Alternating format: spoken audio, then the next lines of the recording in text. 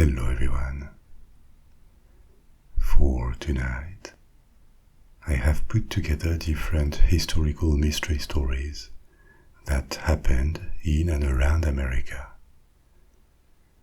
So just take a moment to find a comfortable position, relax, and let's get started. So let's begin with our first story of the night. What is Bigfoot, and is it real? You may call it Bigfoot or the Sasquatch, and you may know of the Yeti, which is its Asian cousin. We'll come back to that. But you certainly heard of this creature, said to inhabit the forests of North America, especially in the Northwest, which happens to have some of the largest, densest, and wildest forests in the United States. But sightings have been reported all across the US and Canada, and it seems that the Sasquatch has very old origins, at least as a legend.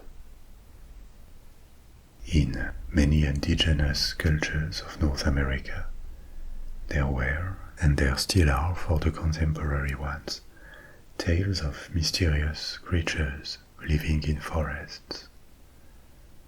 Descriptions of their appearance and behavior change. They are not necessarily ape-like, like Bigfoot, but most of the time they had an ape-like or human-like appearance, but bigger and hairier.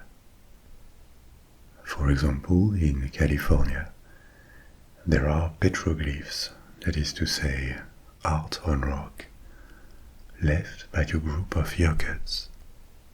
The Yokuts are an ethnic group of Native Americans native to Central California. And these petroglyphs show a group of large creatures, possibly in a threatening posture, that some believe to be a group of Bigfoots. These glyphs are estimated to be at least 500 years old, possibly up to 1,000 years old.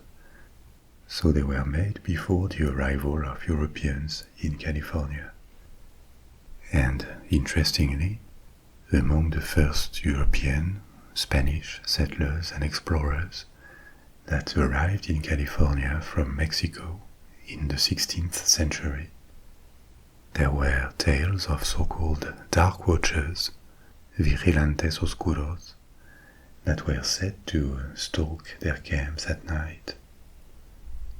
Far to the east, in what is now the state of Mississippi, there were stories in the 18th century among the Natchez people and other Native American people about a hairy creature in the woods that was known to scream loudly and steal livestock. This was reported at the beginning of the 18th century by a French priest.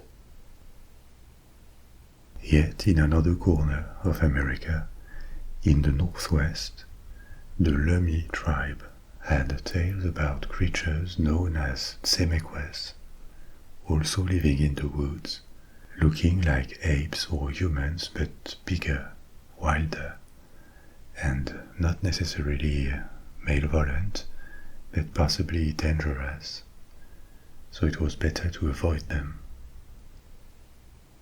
And to cite yet another example, this time from the northeast, the Iroquois tell of an aggressive giant, covered in hair, with rock-hard skin. These are just examples. There are many more across the United States and Canada. And they come from everywhere.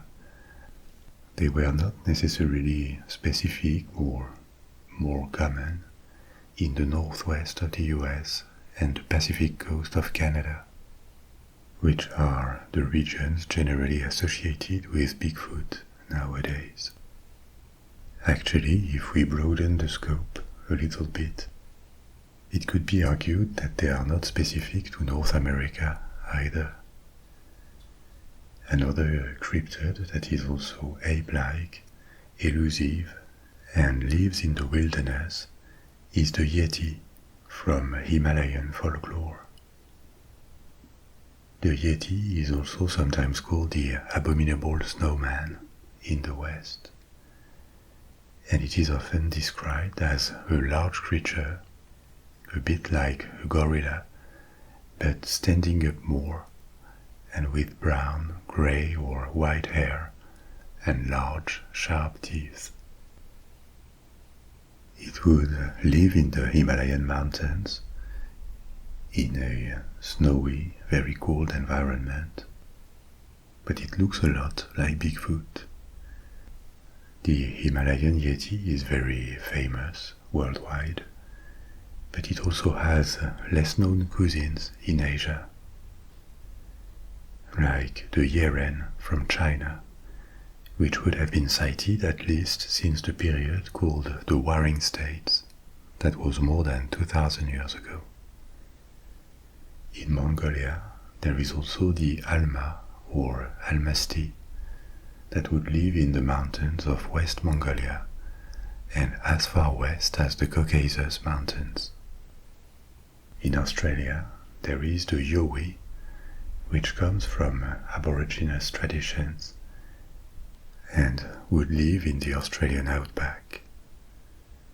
And if we are less strict about the criteria, it appears that most cultures around the world had tales about strong creatures living in the wild, stronger and more savage than humans, not civilized, less intelligent, but better suited to life in the wilderness.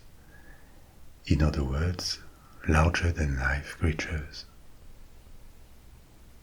This has led some ethnologists to suppose that it could express a human need, maybe because of a need to imagine a wilder counterpart, or just because the quick and distant sightings of animals in forests or mountains were interpreted as sightings of human-like creatures, because people were checking for the presence of intruders, so they saw what they were looking for. These are just hypotheses to explain that these mythical creatures seem rather universal. Now, another thing is that it is established that America was populated from Asia, and a possibility is that these myths that were already present in Asia, maybe in prehistoric times, traveled with the populations that crossed to North America and then spread to the entire continent, north and south. In any case, there are plenty of mythical creatures whose existence is unproven around the world. The difference with Bigfoot is that it became a phenomenon. It is part of popular culture. People know about it, and well beyond the United States and Canada, and it is probably one of the most famous cryptid, together with the Loch Ness Monster. How did this popularity happen? First, because there were really a lot of alleged sightings, literally thousands in the 20th century. They peaked in the 1970s, which is when Bigfoot was at the peak of its popularity, but they have continued ever since. The creature passed from indigenous cultures to settler populations and all of Americans along the 19th century. It happened locally between native and migrant communities, but also nationally, because tales from Native Americans were collected, translated to English, published as anecdotes in newspapers, stories, in accounts about the faraway regions that were being settled, and there was no shortage of people who said they had seen the mysterious creature in the woods. At the time, the creature was not called Bigfoot. It was not named, or it had several names, one of them being Sasquatch, which is a term of Salesian origin, that is to say from the northwest of the United States and the Canadian province of British Columbia. The Bigfoot name is much more recent than that, and more recent than we could think. It appeared in 1958, and it accompanied the rise in popularity of the creature in the 60s and 70s. The name appeared in North California after an incident at a logging company. One day, a worker there discovered a set of large footprints in the mud that looked human-like but much larger, 16 inches long. That's about 40 centimeters. He talked about it to his co-workers, and others claimed they had also seen similar tracks on previous job sites nearby. They also told of weird incidents, like big, heavy objects moved without explanation. The men from the logging company used the term Bigfoot to describe this phenomenon. But they didn't jump to conclusions at all. In fact, they thought someone, possibly one of them, was playing a prank on the group. But the footprints kept appearing, so at some point they contacted a reporter from a local newspaper. The presence of this footprint fitted perfectly the local tales of large, hairy wild men. So they told all this to the journalist, and a plaster cast of the footprints was made.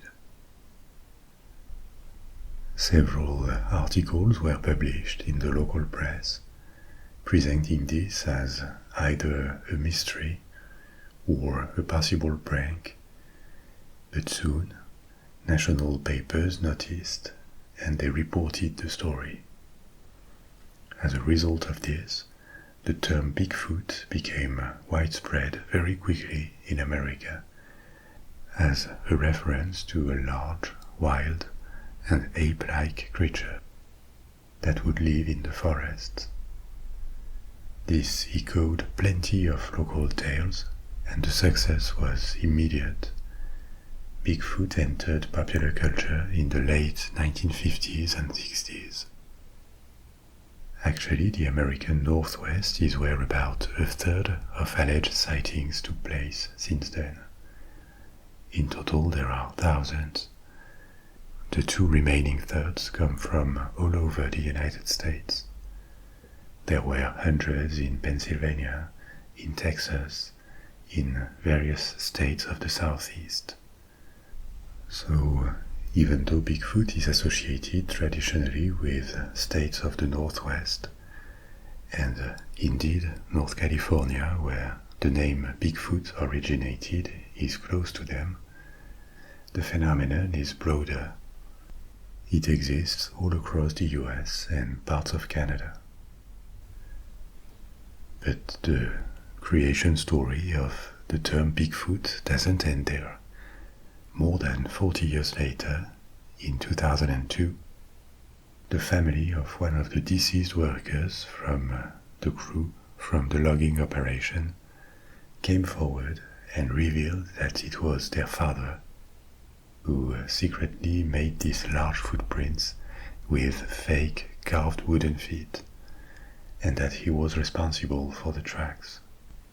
So, in other terms, they revealed that it had been a prank all along. But true or false, it didn't change much the perception. Perhaps because this kind of stories in the media falls somewhere between news, science, and entertainment. They are exciting as a hypothesis that people take with a big grain of salt, but at the same time they like to play with the thought that it could be real.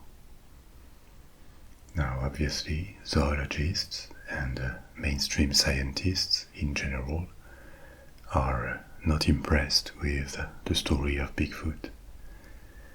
They raise a number of objections and explanations that cannot be ignored. First, a creature, an animal, cannot live without a larger population to be able to reproduce. So there couldn't be one Bigfoot, there has to be at least dozens, or if we are to believe the locations of the sightings, which are very far apart, more likely hundreds at least. We would have to believe that a wild species that is present in multiple locations in America has never left a single dead body, a body part, bones, or even just hairs that could have been found. Only indirect proofs like sightings or dubious footprints. That's a lot to swallow. There are wild species with only a few thousand individuals that get spotted very easily when we look for them. And it is not like an animal the size of a gorilla can hide very easily. The second problem is that all large apes that we know of live in tropical regions in the world, in Africa and in Asia. There is no example of apes living in cold forests. They are not suited to their needs. Hair can protect from the cold to an extent, but not when it freezes. If you look at mammals that live in cold forests, like the ones of Siberia or Canada, or the northwest of the United States to a lesser extent, and animals that can survive the winter, like bears, they have a good layer of fat and more compact bodies with shorter limbs. They retain more heat. Or they are smaller, like wolves, foxes, and so on. An animal with the morphology of a human or a big ape would just freeze during the winter if it has no clothes or shelter under such a climate. Or we would have to suppose that Bigfoots have some kind of shelters or communities. But the fact that none of this was ever discovered makes it maybe even more improbable. If they are capable of some kind of social organization, a possibility, and a mind-blowing one, could be that Bigfoots are in fact hominidae, that are thought to be extinct, but they wouldn't be. They would have somehow survived in North American forests. The hominidae are a family of primates. In the tree of animal life, it is a taxon, that is to say a group of populations with a common ancestor. The members of this family, hominids, include different subfamilies of apes and the genus Homo, of which, as Homo sapiens, we are the only species remaining. The science of man and its origin evolves all the time, and especially in the past few decades, when plenty of extinct hominids were discovered. Way more than the scientific community imagined 40 or 50 years ago. So, the family tree of mankind, from the perspective of evolution, is not stabilized at all. But what is fairly solid at this point in the origins of man is that the species we call great apes, like gorillas, chimpanzees, orangutans, are evolutionary cousins. The idea of man descending from apes, with or without a missing link between them, this has been discarded for a long time. Instead, different branches of hominids evolved from a common ancestor. This family, or this branch, this clade, which is another word for the same idea, went into different directions, different subfamilies or genera. There is Pongo, which includes different orangutans, gorilla.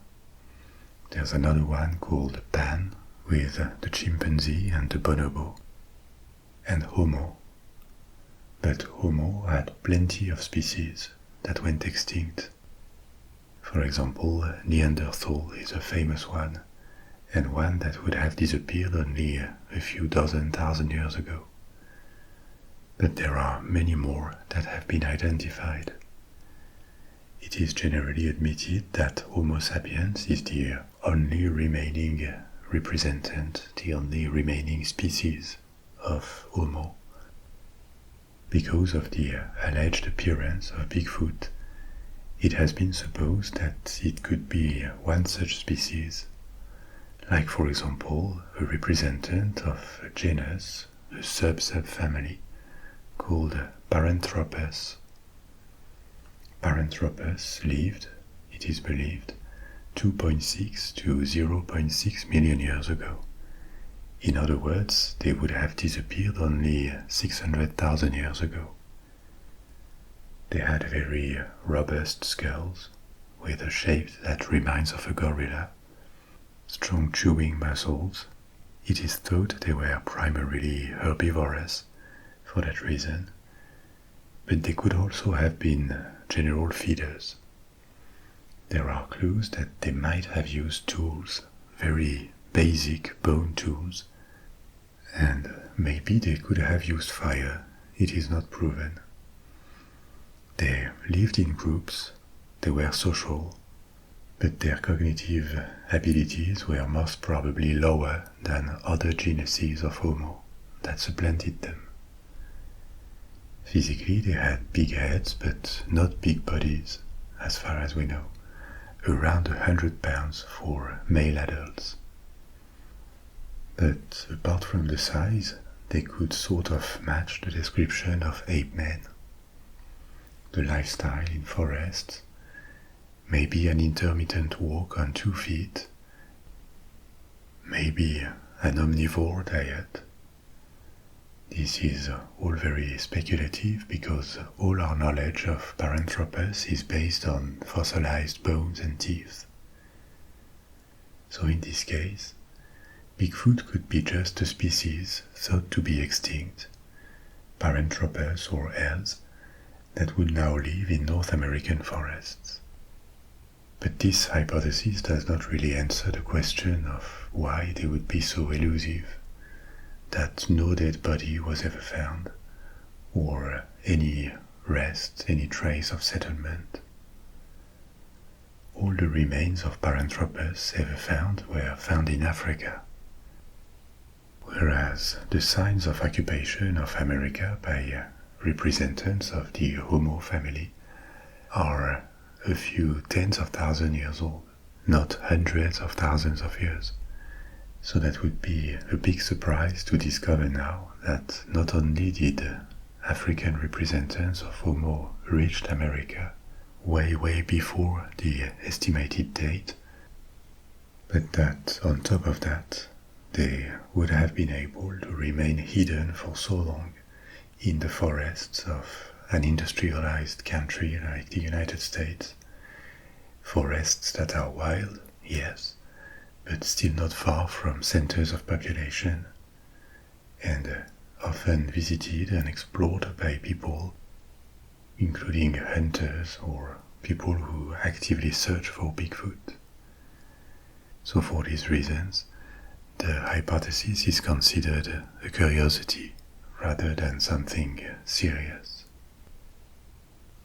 This being said, it is also impossible to ignore thousands of sightings, or discard all of them as pranks.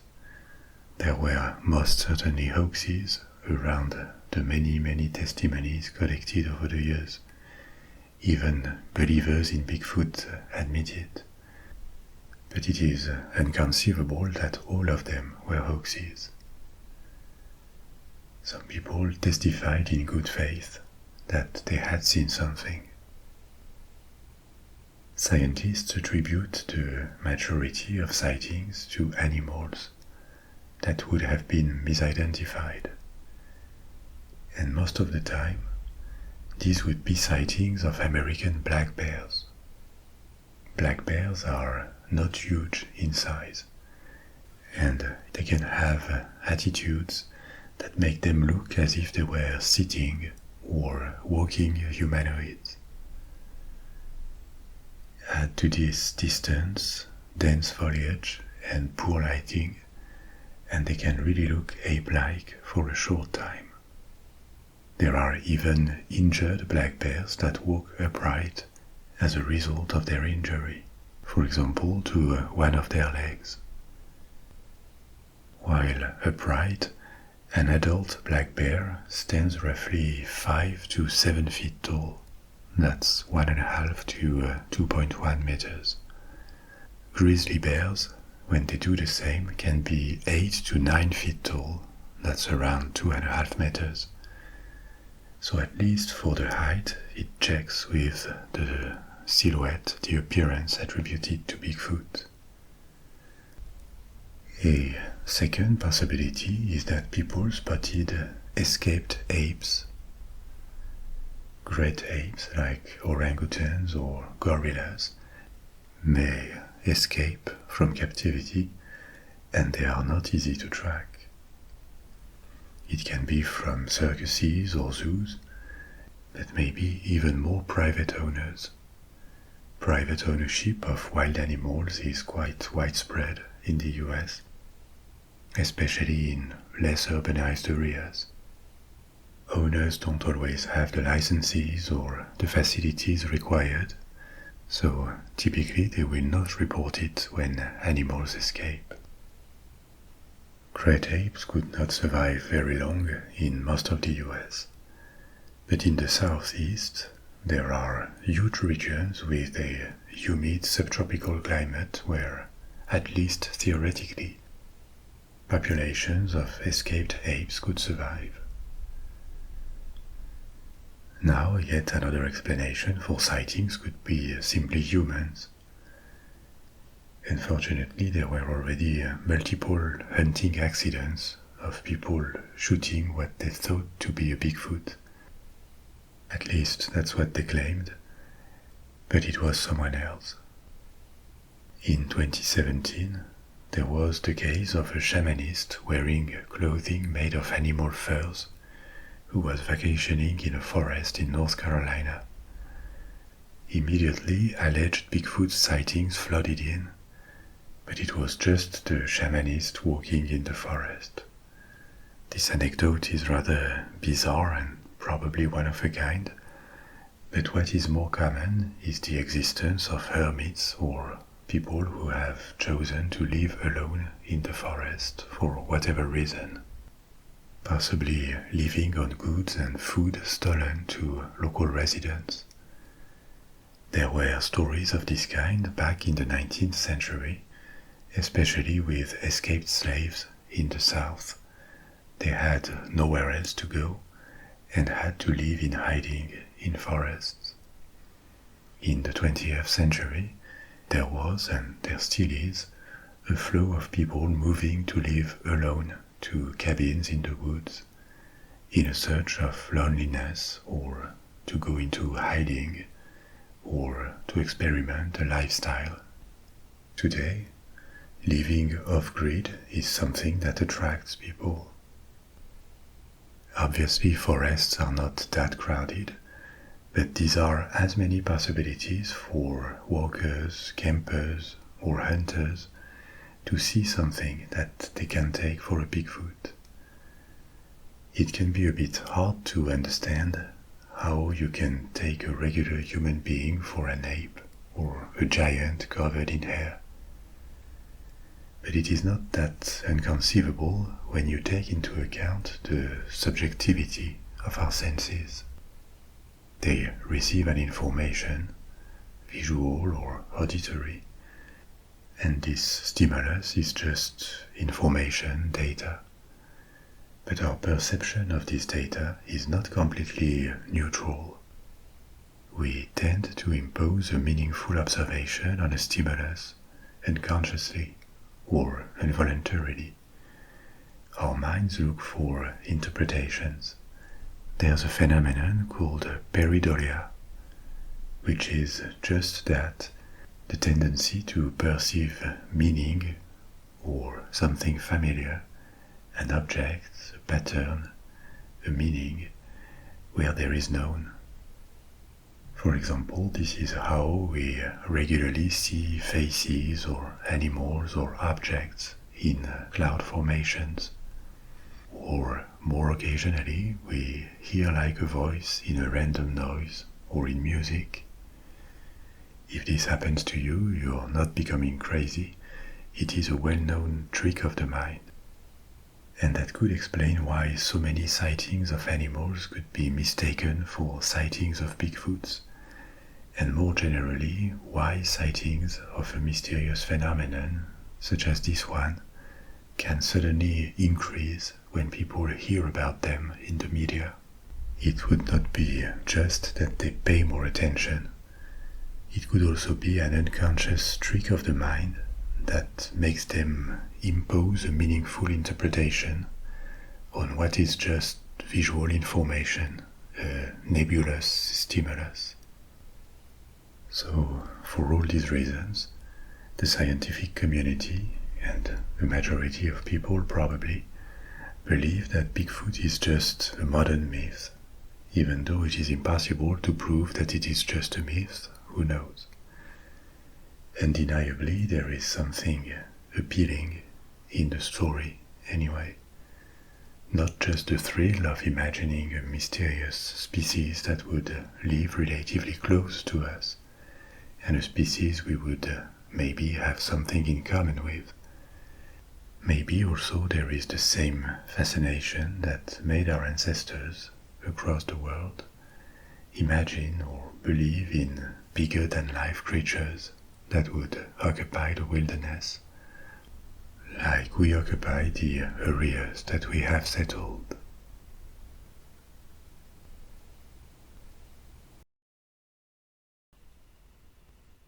I am sure you have already heard of Area 51.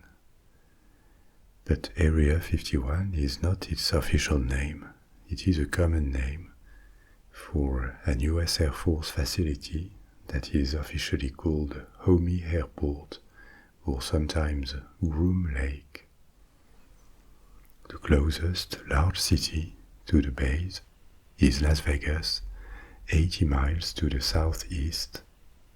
But contrary to what one may suppose, the fame of Area 51 is rather recent in popular culture, about 30 years old only. How did it all begin? Because the base operated long before it became famous.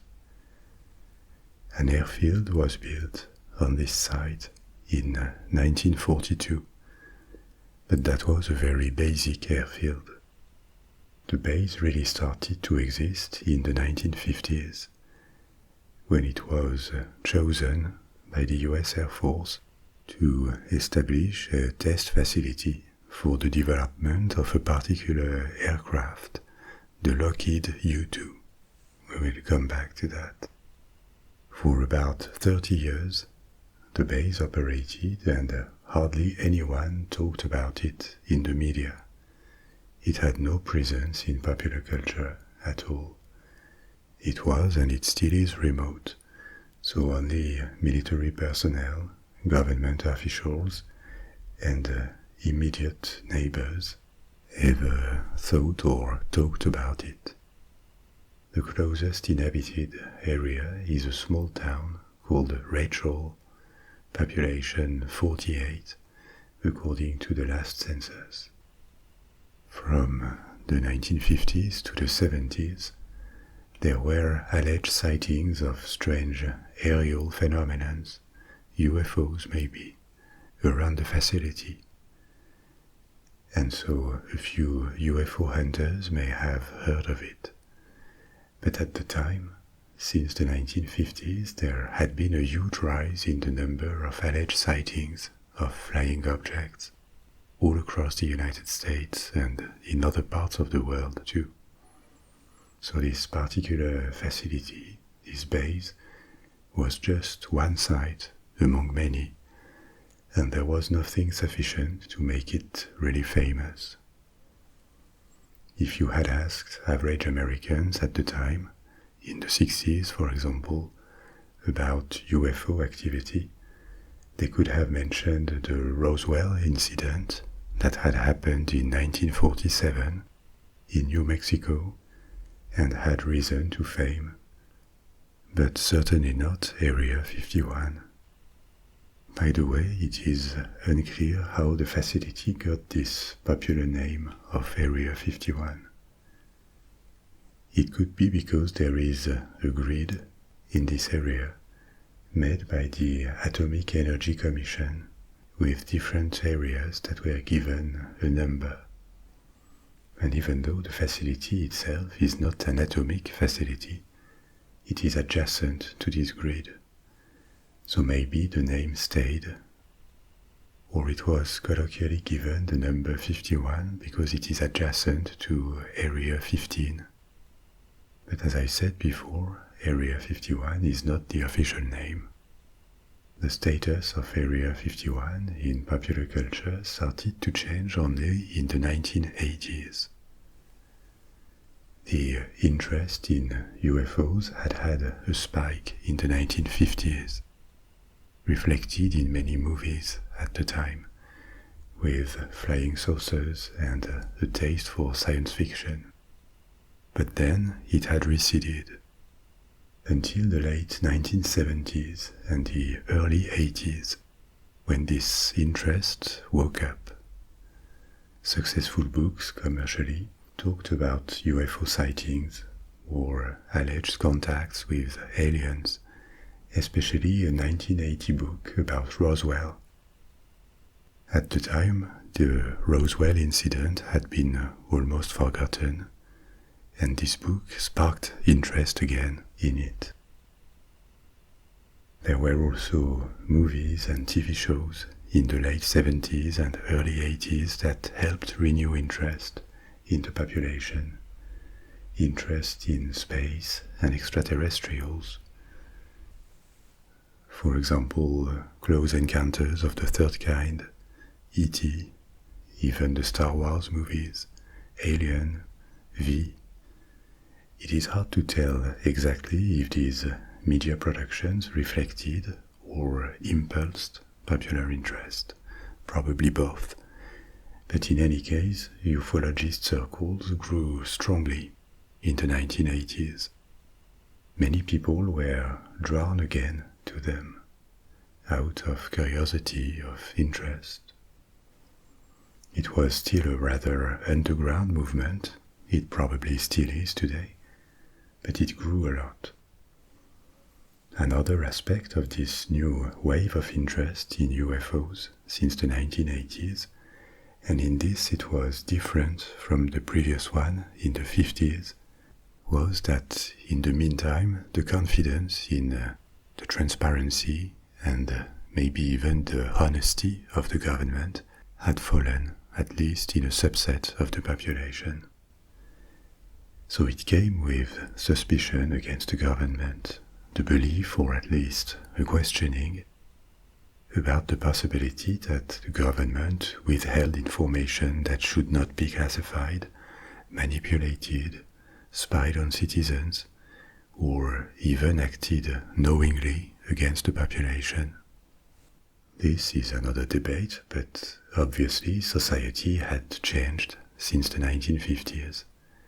Was it due to decades of Cold War, to a rise in individualism, the Vietnam War, the Watergate, or other causes? It is hard to tell, but defiance towards the government, a loss of trust, had happened since the 50s. And I think it is fair to say that this trend has not diminished. Maybe it has strengthened since the 80s. I'm telling you this because this is certainly important to understand how the image of Area 51 in popular culture and all the conspiracy theories that exist around it could appear. It is hard for a government or the military to counter claims that they hide things, because of course they do. Secrecy is part of military research, of diplomacy, of intelligence. Certain archives are not accessible to the public, not immediately. There are even legal frames and rules for that. So is it possible to be sure that a government is perfectly law-abiding and does not cross lines or retain information using this secrecy? No. There are examples of governments hiding experiments or lying. So it is probably healthy to always have a degree of doubt. But the point here, to return to Area 51, is that since the 1980s, this loss of trust in governments had taken bigger proportions. And over time it has become a theme, almost a cliché in popular culture at this point. We are so used to see this kind of plot device in movies or TV shows that we take them almost as a given. In any political thriller, the government is either infiltrated, controlled by other forces, acting against people, or at the very least, hiding things. Obviously, there's a frontier between entertainment and what people really believe, but I think we can agree that conspiracy theories involving authorities are much more prevalent than they used to be. A majority of people probably don't actually believe them, or they just play with these ideas in the back of their mind. But instead of being a very underground theme, like it used to be, conspiracy theories that involved authorities, governments, military, are now something very visible. So I'm telling you all this because without conspiracy theories, Area 51 would not be famous. All the claims about it refer to different conspiracies, or at least the dissimulation of information by authorities. The claims are not limited to supposed alien contact and technology, even though this is the most frequent angle when Area 51 is mentioned in the media. We will look at these claims in a minute, but to conclude on the rise to fame of Area 51, I was telling you that 40 years ago it was not a household name yet. But along the 1980s, the site drew more and more interest in circles of UFO enthusiasts and in certain groups interested in conspiracy theories. Until a local radio interview in 1989, in which one of their representatives said that Area 51 was actually a site to study and reverse engineer alien technology. This statement had circulated for years, but it was the first time it was said in mainstream media, rather than in fanzines or confidential meetings between aficionados. That was only 33 years ago. But after that, things went very fast. A few years later, the entertainment industry had already put its hands on the idea. So it appeared in The X-Files, the TV show, or the movie Independence Day, which was seen by tens, even hundreds of millions of people around the world. And in both cases, they presented the existence of alien artifacts and cover-ups by the military at Area 51 as something that had been going on for a long time. So suddenly, in the 1990s, everyone became aware that Area 51 existed, that it was not a secret base, but a base where secret things took place, and there were plenty of elements that could spark curiosity, interest in it. It was in a remote, desertic area. It had underground facilities. There had been unexplained sightings for decades around the base, and no shortage of exciting claims. These claims include the storage and study of crashed alien spacecrafts, as I said before. Probably the thing most people think about immediately when Area 51 is mentioned. But there are other claims, including that it would be a place of meetings or joint undertakings between the US Air Force and the extraterrestrials, that exotic high-tech weapons would be developed there, that it would be a center for the study of weather control, or even more impressive, the development of time travel and teleportation technology. So, what is behind these alleged activities? Possibly human activity for some of them, because there is no doubt that secret or at least confidential development on military technology took place at Area 51. The US Air Force admitted it, and it is a possible explanation for UFO sightings around or near the base. When it was established in the 50s, its purpose was the development of a strategic reconnaissance aircraft, the Lockheed U-2. Secrecy around this program was extreme at the time, and Area 51 was chosen as a test site because it was more remote and easier to secure than other facilities of Lockheed, the plane manufacturer, or the US Air Force. The presence of a dry lake was also an advantage to build a flat and long runway.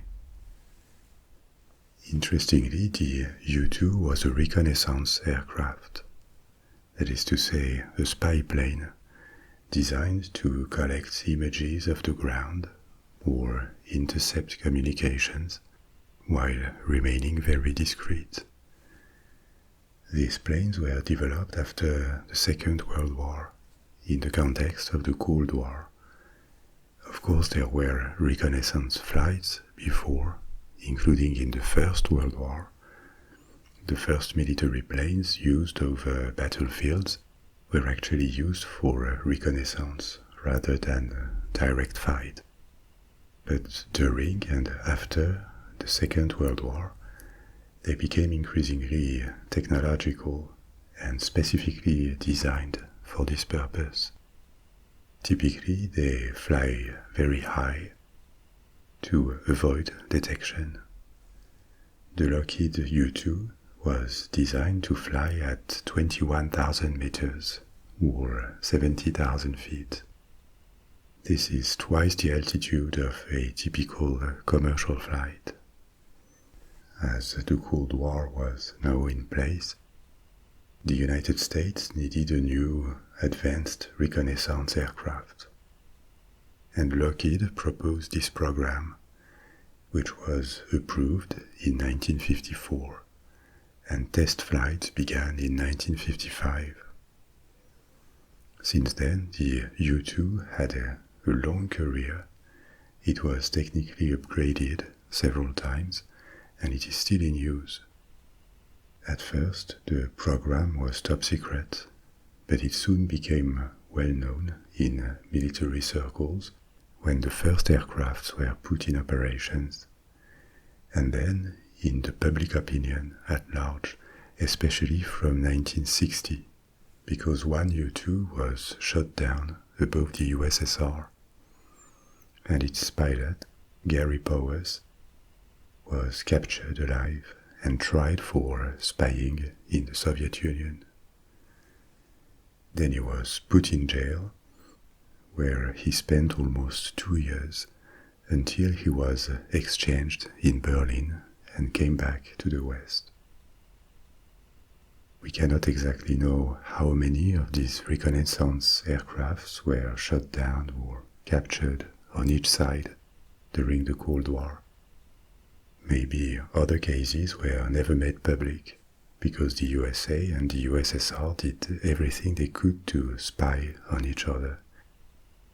Everyone knew it, and the choice to go public when spies were captured, to deliberately create an incident and feign outrage, was always a choice.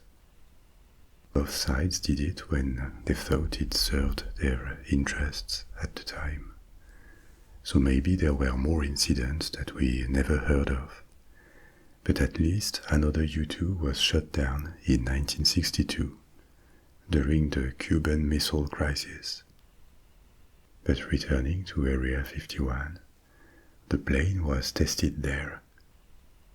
And the program was secret, so obviously the US Air Force was not going to acknowledge that they were testing a secret aircraft when the aircraft was seen from the ground or by another plane, flying surprisingly fast or at completely unusual altitudes. For decades, the official reply, when there was one, spoke of atmospheric phenomena, which is not a very credible explanation for an unknown flying object that can go up and down and accelerate or decelerate in flight. There are no natural phenomena looking like that. So of course it did nothing to discourage UFO hunters. And it didn't stop with the U-2. A few years later, in the early 60s, another project of reconnaissance aircraft, the Lockheed A-12, was tested at Area 51. It was intended as a successor to the U-2. A successor that would have a reduced radar cross-section, that is to say, one harder to detect by radars, because its radar signature would be more discreet. Even more than the U-2, it looked futuristic at the time, unlike any other jet plane, and it was tested at Area 51 for several years. But ultimately this model was retired by the end of the 60s and was survived by the U-2 that it intended to replace initially. This program, the A-12, was acknowledged 30 years later in the 1990s, just when the fame of Area 51 was on the rise.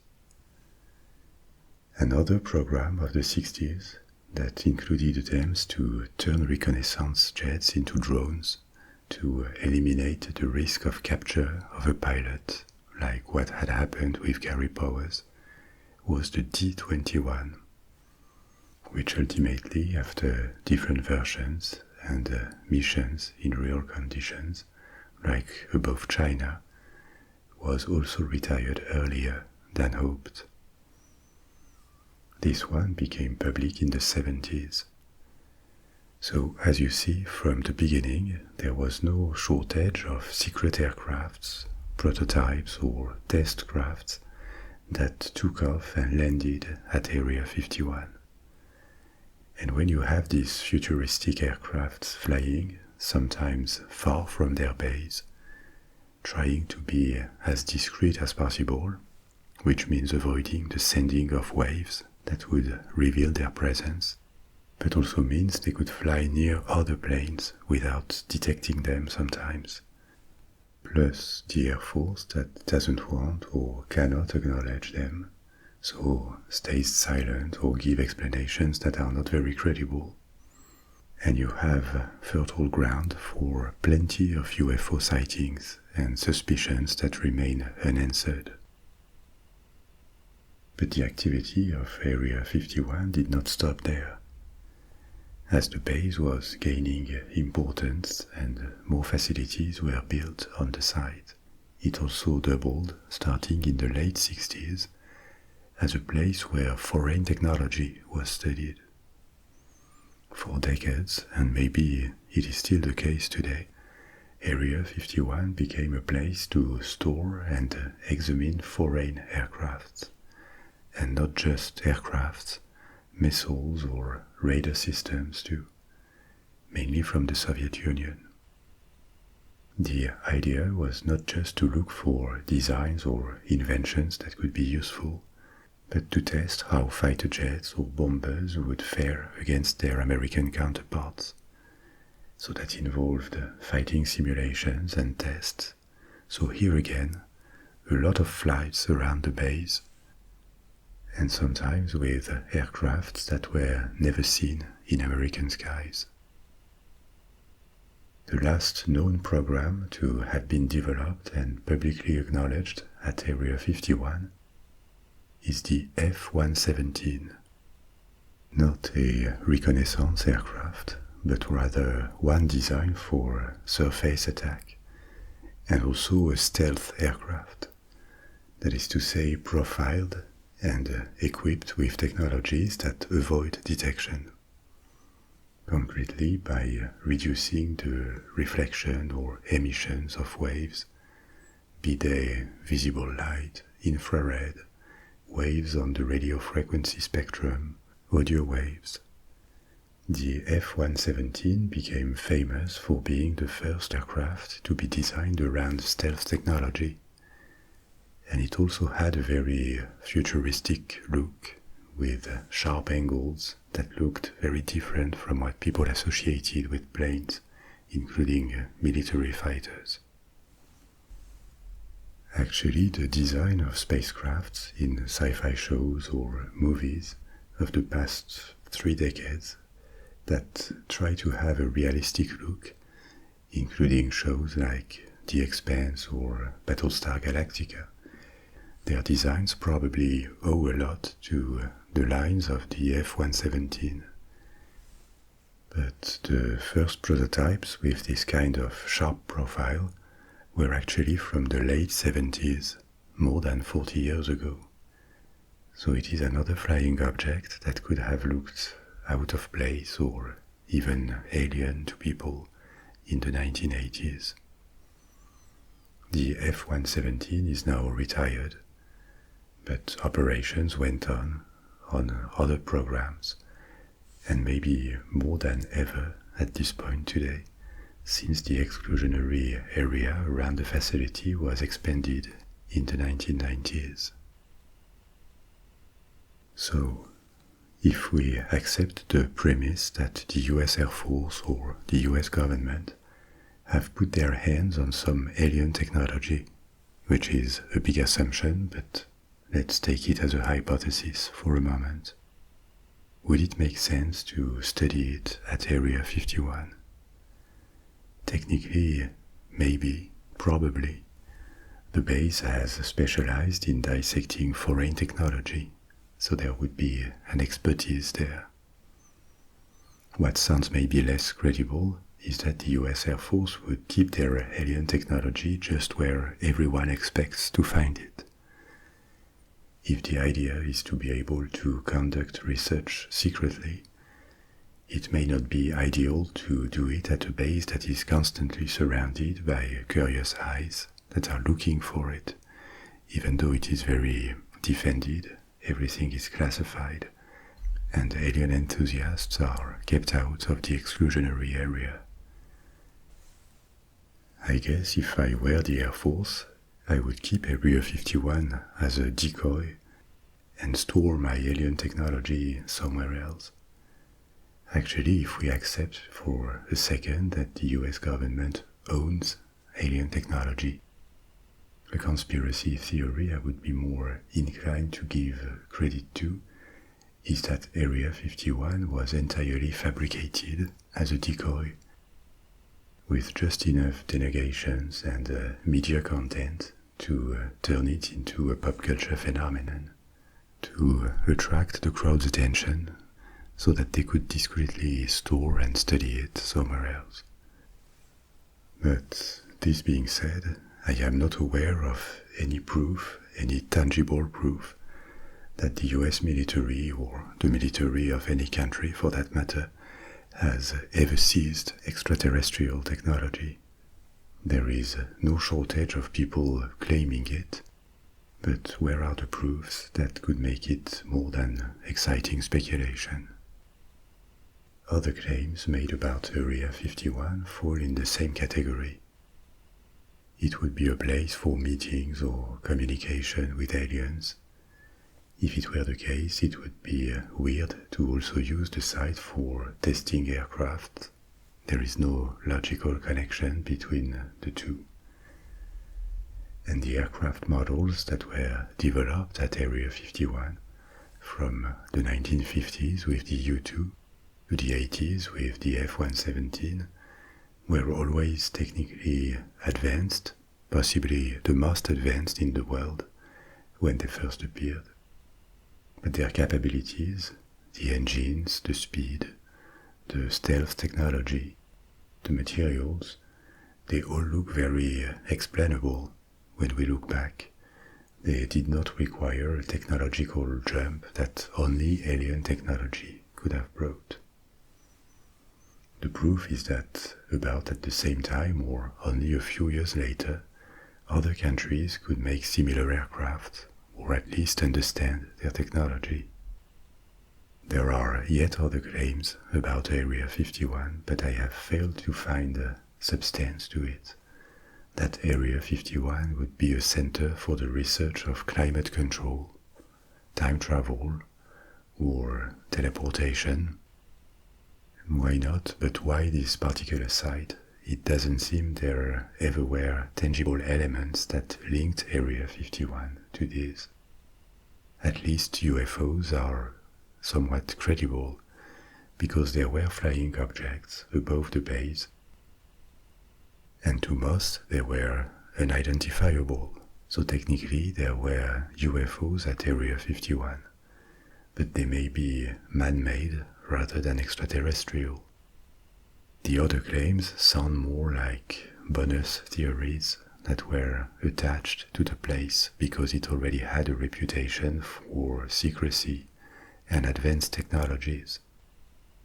And as we have seen, this reputation for secrecy was well deserved.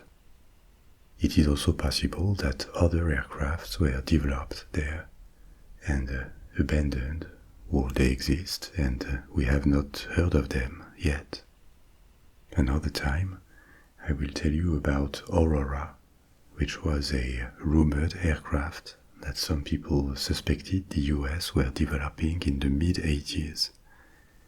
Another reconnaissance aircraft with a revolutionary profile and capabilities. It would have been, based on the rumors, hypersonic, able to fly at Mach 5, 5 times sound speed. In the 90s, sighting claims in the UK and in the US were attributed to this Aurora program. But 25 years later, we have never seen it acknowledged or in operation, and it is now widely regarded as a myth based on leaks that could have been related to another program. But it is possible, likely even, that prototypes that are still unknown to most people or improved versions of existing aircrafts have existed and still exist at Area 51. So even though I could not give credit to these various conspiracy theories, I think it is fair to assume that there are secret activities going on there, and they won't be revealed before decades, if ever. Let's take a look at another story that also has provided inspiration for contemporary media. The most successful piece being probably the Blair Witch Project movie, which was partially inspired by it, and also all these haunting films that have appeared in the past 20 years. It starts with an account that many consider just a legend, written about decades after the fact, and initially it was just part of local folklore in the southern United States, Precisely, it took place in Robertson County, Tennessee. But then, the story rose in fame, and now it opposes believers and skeptics. So, first, what is the story of the Bell Witch haunting? It centers on the Bell family that lived at the beginning of the 19th century. The father, John Bell, and his wife, Lucy, came from North Carolina, and they settled in Tennessee in 1804. The American South, at the time, was still scarcely populated, very rural, but there was a flow of farmers coming from the East Coast states mainly, attracted by the possibility to settle on land that they could exploit. This is what the Bells did. They built a farm on 320 acres of rich farmland, and their family grew. On a small scale, they prospered and became well integrated to local life. John Bell became a deacon at the local church. They had several children, and even though, like most farmers at the time, they lived a bit isolated, almost in autarky for food, they were a socially respectable family for this time and place. This life that we can suppose happy lasted peacefully for 13 years, until 1817. In the summer of 1817, things started to change. Members of the family started seeing strange-looking animals around the house. Then late at night, they started hearing knocking sounds on the walls and doors. After a while, the sounds began to be heard inside the house. Sounds that evoked stones being dropped to the floors, chains dragged through the house, and then gulping and choking sounds. But because they didn't know what to believe, that this all looked and sounded very unchristian, they kept the problem to themselves for over a year, until it became so intolerable that John Bell talked to neighbors, the Johnsons, and invited them to spend the night at the Bell's house so they could hear for themselves. The Johnsons witnessed the same strange things. They convinced the Bells to speak out, tell the community what was happening, and so they did. A committee was formed and an investigation started. More and more people came from miles away to witness this unseen force that was terrorizing the Bell's house. As weeks passed and the phenomenon didn't stop, it seemed the mysterious force was gaining strength. It gained a voice. A weak voice at the beginning, but then stronger, that seemed to come from nowhere. And soon, full conversations with this spirit, this entity, took place. Asked who or what it was, the spirit gave several identities, including the one of a deceased woman called Kate Batts. This name stayed. In conversations, Kate, the name given to the entity, seemed able to reveal secrets from other households that she pretended to be able to spy upon. And the entity also seemed to know the Bible quite well, and to enjoy religious arguments. Many accounts suggest that what Kate revealed was accurate, from neighbors' gossips to the place of birth of people. The entity was not mean to all members of the family, but it seemed to be obsessed with two of them, John, the father, and Betsy, one of the daughters. Both were physically abused. Betsy was pinched, had her hair pulled, and was even beaten. John sometimes had the feeling of a stick stuck sideways in his throat. Progressively, John became weaker, and in 1820, 3 years after the apparent haunting had begun, he died. Kate, the spirit or the witch, had announced months earlier that she would not leave before he was dead. And she had another obsession, another demand, that the engagement of Betsy with the son of another farmer's family be broken off for some reason. In March 1821, Betsy broke off the engagement, and after that the mysterious Kate stopped appearing and terrorizing them. So there are variants, and I skipped some details, but this is the synopsis of the legend. It is not based on fictional characters. The Bells existed, so did their neighbors, and something happened. But the story as I just told it was never documented or written about during the events or just after them. The earliest reference to it is from the account of a military officer who traveled in Tennessee in 1820 and wrote in his journal that there was a story about a farmer's family visited by a spirit.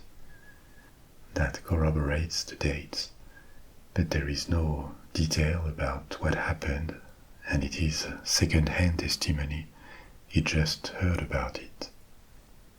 The first known text about this story, an article, was written in 1956, so that was 35 years after the alleged facts, and it was written by an unidentified author.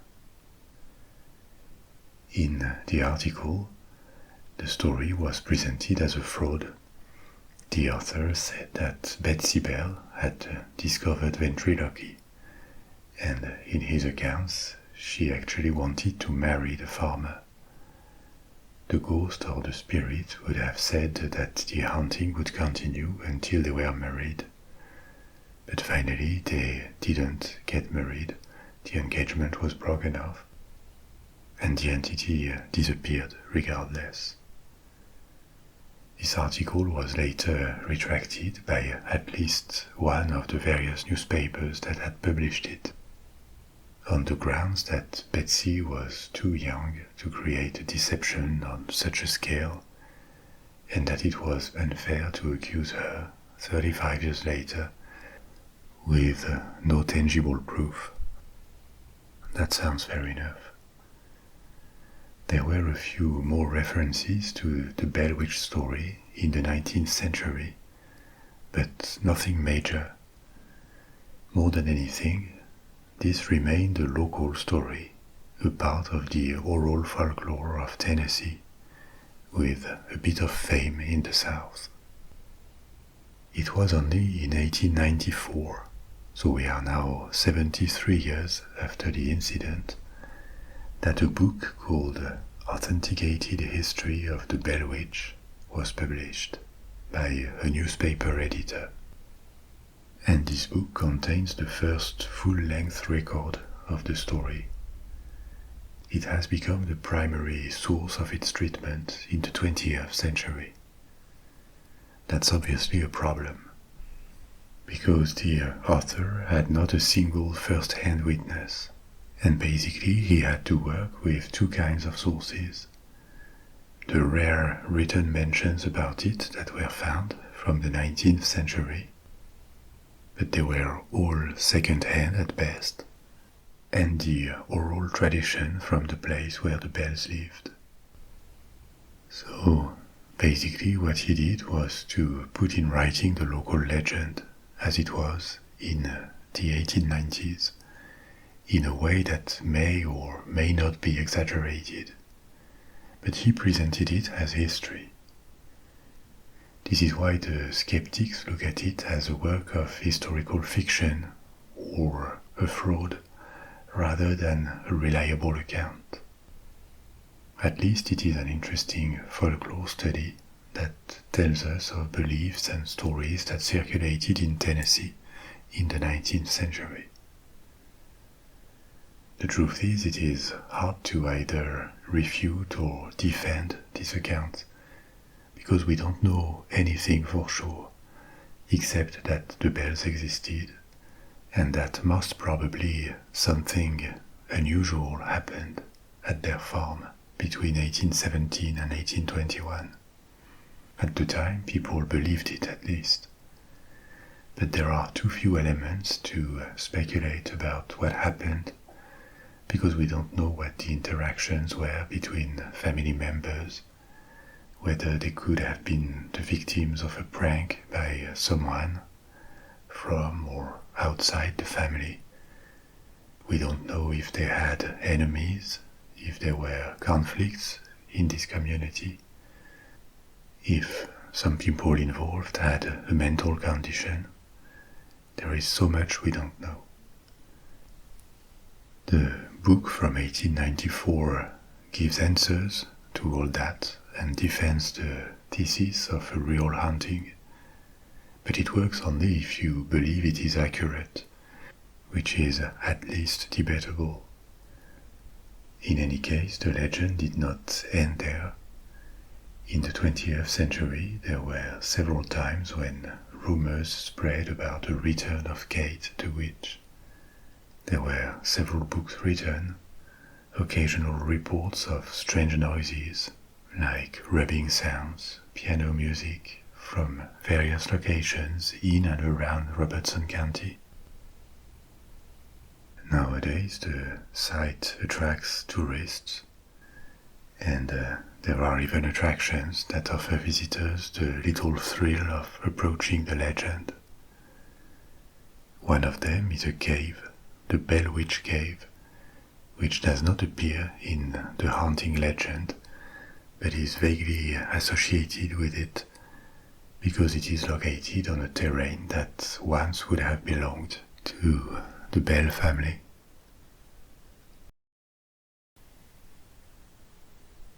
On August the 15th, 1977, a radio telescope at the Ohio State University detected a strong radio signal that appeared to come from the constellation Sagittarius. A signal that bore the expected hallmarks of extraterrestrial origin. We will see in a minute what this means.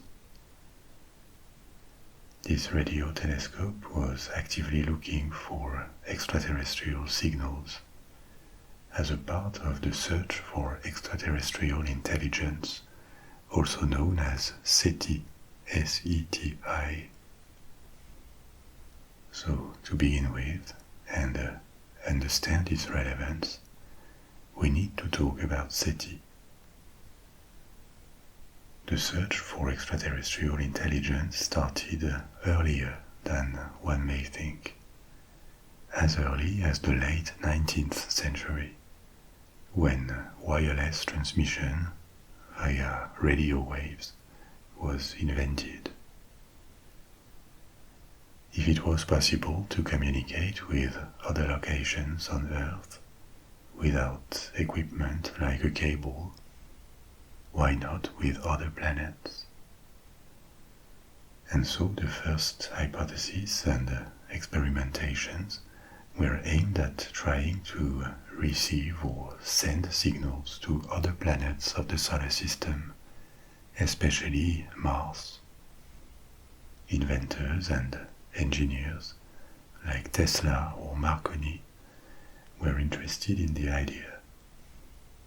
But there were no conclusive discoveries. They sometimes thought that they had received radio signals from space, but these were most probably naturally occurring radio noise. Radio noise can be emitted when a natural satellite moves through the magnetosphere of a planet. For example, in the solar system, there is the case of Io, the moon of Jupiter, which is quite close to the planet and may be a big source of radio noise. So they didn't find anything conclusive, but this was just the beginning.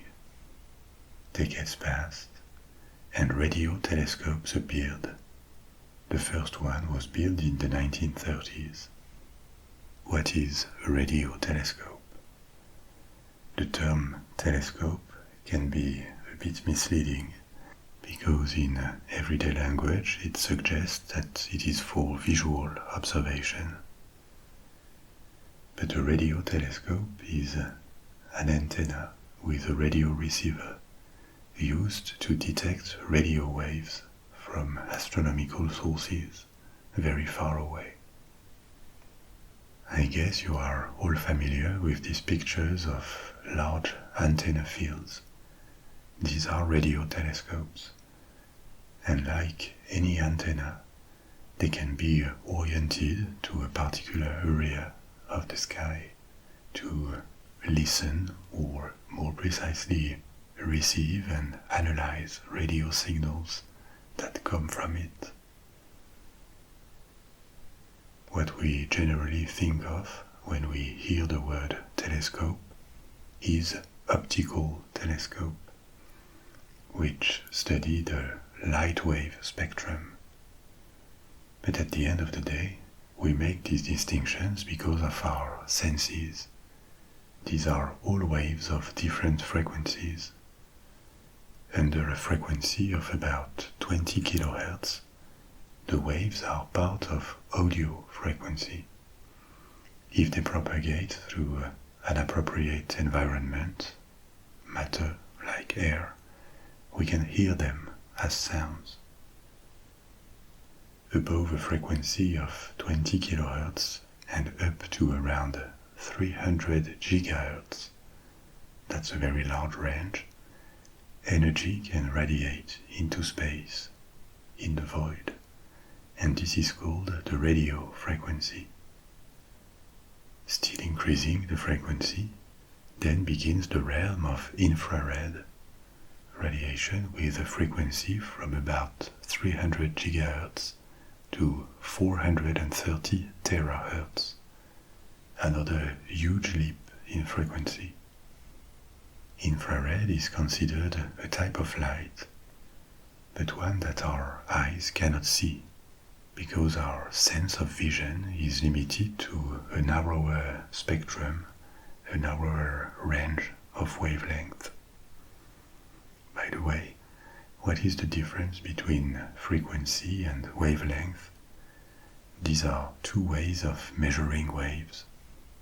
If you visualize a wave as a line, a curve that goes up and down, the wavelength is the distance between two peaks.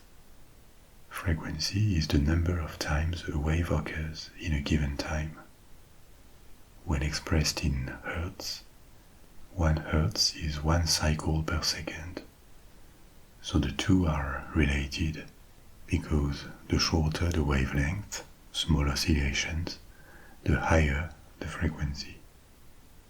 Hertz are commonly expressed in multiples. 1 kilohertz is 1000 cycles per second. 1 megahertz is 1 million. 1 gigahertz is 1 billion. So when we speak of infrared, of let's say 400 gigahertz, we are saying the wave oscillates 400 billion times in 1 second. That's really fast. Then, still going up in frequencies, there is the spectrum of visible light, with different perceived colors by our sense of vision as the frequency continues to increase. And above it, ultraviolet, light waves that have an even smaller wavelength and that we can no longer see. So as you see, our senses only perceive and can do something with small portions of the range of the spectrum of existing waves. But we have created devices to receive and use waves our senses do not perceive, or not well enough. Basically, optical telescopes magnify and help us see better objects in visible light. And radio devices, including radio telescopes, help us hear, transcript information that travels at inaudible and invisible frequencies. Now, as you also know, radio telescopes are big equipments, and they have these large parabolic antennas, this kind of large cup, of large dish, which is a collector of waves. A bit like the shape of our ears help us collect sound waves. Their design helps listen to astronomical waves. The first of these big equipments appeared in the 1930s, and then they only multiplied in the 1950s and 60s. They are not just useful for the detection of possible extraterrestrial signals that another form of intelligence would have sent. They are used to study celestial bodies, close ones like the Sun, to very distant ones like exoplanets. These bodies and their interactions with others produce waves, radio noises, that are rich in information. The radio telescope that detected the WOW signal was nicknamed Big Ear, and it specialized after its construction into SETI, the search for extraterrestrial intelligence. The 1960s were a time of strong interest in space and its exploration, as you know, and this extended to the search for extraterrestrial intelligence, mainly through radio telescopes. In 1963, the famous Arecibo telescope was built in Puerto Rico. The dish was built into a natural sinkhole, which allowed to make it gigantic. Its diameter was 305 meters, about 1,000 feet, and it made it well suited to participate in SETI programs. Now, as I said before, the range of frequencies of radio waves is quite large, and it is impossible to listen to all frequencies at the same time. There is also a lot of radio noise in space. Different elements naturally emit different types of waves, and this is actually a very good thing for our discovery or knowledge of astronomy and astrophysics, because it means telescopes can detect the elements distant bodies are made of: hydrogen, helium, oxygen, and so on, just by scanning the waves they emit. But in order to search for extraterrestrial signals on all these possible frequencies, coming possibly from any corner of space, one has to narrow down the search. Only a small sector of space can be examined at once, and only a narrow band of frequencies. Early on in SETI investigations, a preference emerged for the frequency of 1420 MHz. Why? Because it is the frequency naturally emitted by hydrogen, and hydrogen is the most common element in the universe. So an advanced extraterrestrial civilization, advanced enough to know and use radio waves, could be drawn to this particular frequency, which also has a second advantage: it travels very well in space, because it is unaffected by interstellar dust.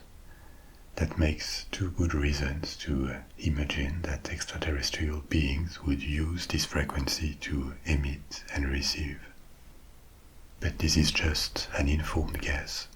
There is obviously no way to know for sure at this point how extraterrestrials would see the cosmos, think.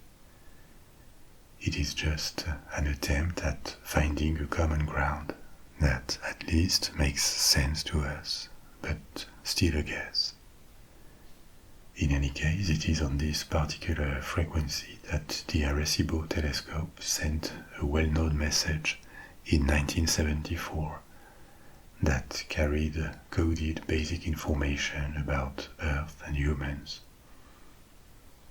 This message was aimed at a cluster of thousands of stars that is about 22,000 light-years away. So, unless the message is intercepted before, it will reach its destination in 22,000 years, and a possible response could arrive in 44,000 years if they immediately send something back. But returning to our story, Big Ear, the telescope that received the WOW signal, was set to this particular frequency, 1420 GHz, and aimed at the constellation Sagittarius. It was functioning 24/7.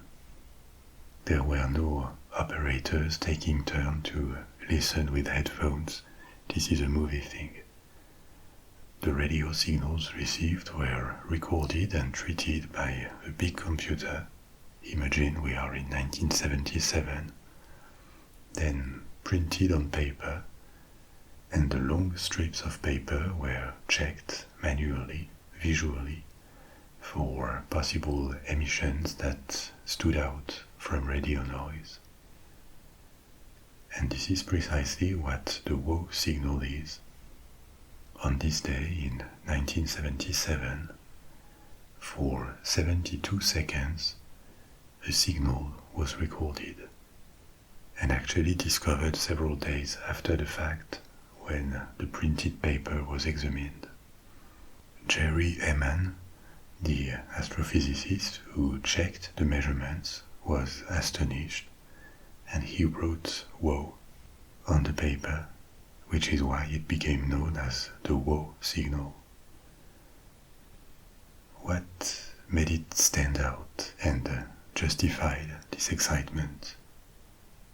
First, the signal was very narrowband, about 10 kHz, meaning that it was emitted on a very small range of frequencies. And that's interesting because no known natural phenomenon, including to this day, emits on such a narrow spectrum of frequencies. So if it is not natural, it could mean the signal was produced by a form of intelligence. Second, it came precisely on the wavelength emitted by hydrogen, the one favored to find signs of extraterrestrial intelligence, and this is why it could be detected and recorded. This frequency was not used by artificial emitters on Earth. There was an international agreement to ban it from military or civilian usage. Yet another point, a third one, is that it came from a precise direction, and there was no significant known celestial object in the zone where it originated, except 2 small comets. And finally, fourth point, given the width of the telescope's observation window, it could observe any given point for only 72 seconds, because the telescope is on Earth, and Earth rotates, so obviously it cannot stay in place examining the exact same point. The telescope is in motion with the planet. This means that if a continuous extraterrestrial signal was registered, it would last only 72 seconds, and you would expect the intensity of the signal to rise for 36 seconds as the telescope aligns with its point of origin. Then there would be a peak just after 36 seconds at the center of the observation window. And after this peak, the intensity would decrease for 36 seconds as the telescope moved away from the point of origin. And this was exactly what was observed. These characteristics are all present in the WOW signal, hence the reaction of the astrophysicist. So, how to explain this? The first possibility, at least technically, would be that the signal was a fake, fabricated for whatever reasons, like to draw attention. This looks very unlikely, actually. It was all recorded by a computer with no possibility to alter the results discreetly. The team that detected it had a strong reputation, was always open with the data, and actually very cautious, skeptical with the interpretation. So it seems this signal was indeed received. No code, no message indicating an intelligence behind it could ever be deciphered from it. If there had been one, it would be a strong indication that there was an intelligence behind it. But nothing of the sort was found until now. Another kind of explanation that appeared quickly could have been that the signal had a terrestrial origin. The frequency was forbidden for any other task than astronomical research, but it doesn't mean the prohibition of this spectrum was always respected. So what if the signal had come from Earth and had been reflected, sent back by a piece of space debris? Conceptually, it makes sense, but technically it doesn't seem to work well, because a space-borne reflector would need totally unrealistic requirements in terms of positioning, motion and energy to send back this observed signal. So this kind of explanation, a kind of fake positive due to a reflector in space, doesn't really work either. Yet another hypothesis that was put forth long after, in the 2010s, was that these comets in the sector of the sky from which the signal apparently originated could have been the source. There could have been a nitrogen cloud surrounding them. But this possibility was also dismissed by astronomers because the comets were not in the right location, the right beam, at the correct time. So here we are. There is to this day no satisfactory explanation to the WOW signal. It could actually be of extraterrestrial origin and not a natural phenomenon. But the biggest problem to this scenario is that the observation could never be replicated. Of course, as soon as the signal was found, an alert was sent, and other radio telescopes tried to examine the same coordinates on the same frequency. The same telescope, Big Ear, also tried to find the signal again when it returned to the same position. Dozens of times, but nothing. The signal had gone, and only the usual radio noise of space could be recorded. It doesn't mean there was no intelligence behind it. It could have been a one-time signal, but the absence of replication is always a big problem in science. If multiple telescopes had received it, or if it could have been intercepted again, the case for an extraterrestrial intelligence behind it would be much stronger. What we are left with is, to this day, a true mystery that remains unexplained.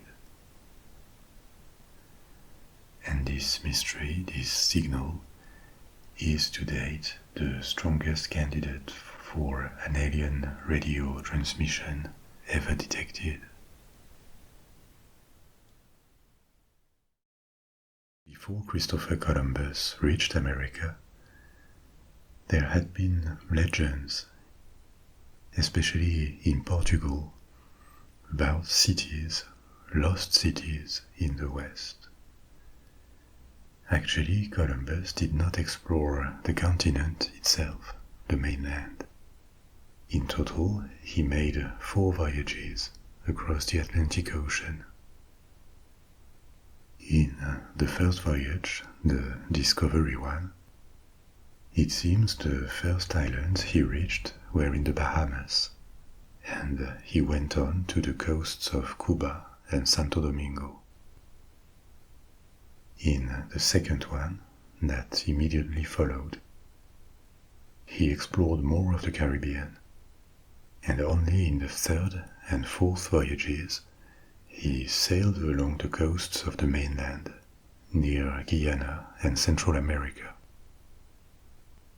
This happened between 1492 and 1504, 12 years rich in discoveries and the elaboration of the first maps. But Columbus stayed on the coasts. He did not explore inland like his successors would. As you certainly know, Columbus worked for the kings of Spain, who funded his journeys, but he was Italian, from Genoa. The reasons why Spain employed him were several, and they are important to understand the mindset at the time.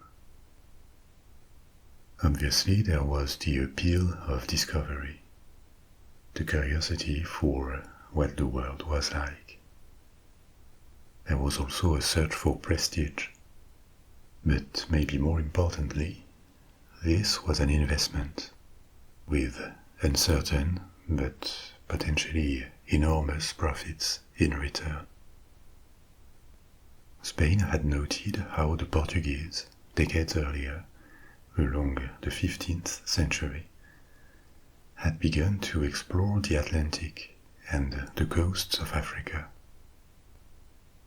The Portuguese had founded small island colonies in the Atlantic, and from their African trade, they extracted significant profits. Still nothing in comparison with what they would earn when they would pass the southern tip of Africa to explore the Indian Ocean and go as far as Japan in the 16th century. But still enough to validate the idea that exploration could be lucrative. And when it came to trade, nothing could be more lucrative than finding a way to directly reach Asia by the sea. India, China, the islands where spices were harvested in Southeast Asia. This would mean trading directly with these regions, instead of being the end client for goods that had traveled in the hands of Asian and Middle Eastern merchants and arrived in Europe with very inflated prices. The theory that the Earth was round meant that it should be possible to reach East Asia traveling westward instead of only eastward. And this was the theory that Columbus' voyages were based on. For several years, it was believed, including by Columbus himself, that these islands he had reached were parts of Asia, of Las Indias, or the Indies, as they were called. So it was not the only reason, but these expeditions were definitely for profit, and profit there would be. Columbus laid the basis of colonialism in several Caribbean islands. He sent back a bit of gold and slaves to Spain, slaves coming from America.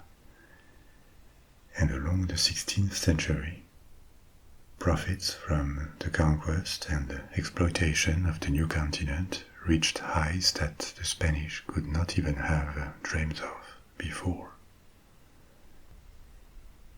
When the Aztec Empire was subjugated around 1520, and later the Incas in South America, the treasures that were confiscated and sent to Spain were enormous. Entire ships full of gold and precious artifacts, and even more gold and silver would be extracted from New World mines along the 16th and 17th centuries, with gems, jade, and colonial crops. A lot was also spent on the colonies, and even more lost in corruption and European wars. The Kingdom of Spain really struggled to retain that wealth. It actually declared itself bankrupt several times, despite this. 9 times precisely, from 1557 to 1666. And this despite the constant inflow of precious metals. But for individuals across Europe at the time, what mattered was that this new world could produce inconceivable quantities of gold, of wealth, for those brave enough or foolish enough to explore and seize what they could. Beyond the macroeconomic implications of such an inflow of gold, or issues of public finance, America appeared as a promised land for those dreaming of a quick fortune and adventure. From Europe or from the American settlements that the colonists had established in the New World, they could read the first accounts and chronicles written by travelers, telling of what they had discovered, what the conquest had been like, or what they had been told by the natives. There were a lot of indirect testimonies and exaggerations that contributed to establish legends and turn simple rumors into almost certainties or beliefs. It is in this context that the term El Hombre Dorado, the Golden Man, or El Rey Dorado, the Golden King, appeared in the 16th century, the first decades of Spanish presence. It quickly became just El Dorado and came to name a mythical city or kingdom, but initially it was a person, and this term was inspired by the narrative of a ritual, an initiation ritual, that took place in present-day Colombia, a ritual of the Muisca people. It was told in one of the early chronicles written in Spanish about the conquest of America that the king of the Muisca was covered with gold dust from head to toe, and then immersed himself in a lake, washing off the gold as his attendants threw objects made of gold and emeralds as offerings to their gods. Did this ritual really exist? It is uncertain, but what is true is that the Muisca culture did have a lot of gold and precious stones, certainly enough to impress the Spanish. they are less famous than the Aztecs or the Incas because they didn't have a large empire and they didn't leave monumental architecture on the same scale. But the Muisca culture formed a confederation in the north of the Andes Mountains, around the region of Bogota, the modern capital of Colombia. Many aspects of this culture are mysterious because it didn't leave its own records. It is known through Spanish chronicles that were not always very trustworthy. They always reflected the point of view of 16th century conquistadors or travelers or clergymen, and for a more solid base through archaeology. But what is established is that around the time of their first contacts and conquests, the years 1530, the Muisca had a significant population. Estimates vary from 500,000 to 3 million, and they lived on agriculture, obviously, with a quite advanced knowledge of metalworking and mining. They mined salt too, not just metals. They came from cultures that had developed in this part of Colombia starting thousands of years earlier. So, returning to this Golden King, it is uncertain whether this ritual existed or not, or under a different form. But to Europeans, the complete disregard for the value of gold, this way of losing it as an offering to the gods, was completely mind-blowing, and could only mean that these people had gold in very large quantities.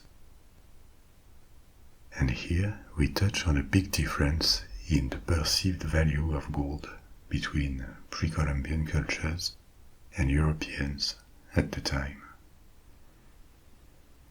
To all technically advanced pre-Columbian civilizations that had mastered mining and metalworking, gold was precious.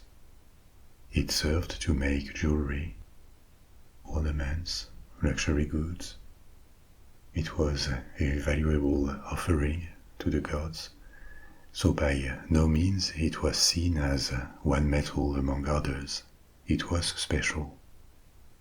But they also had access to some in quantities that Europeans were unfamiliar with. It was not as rare as it was for the Europeans.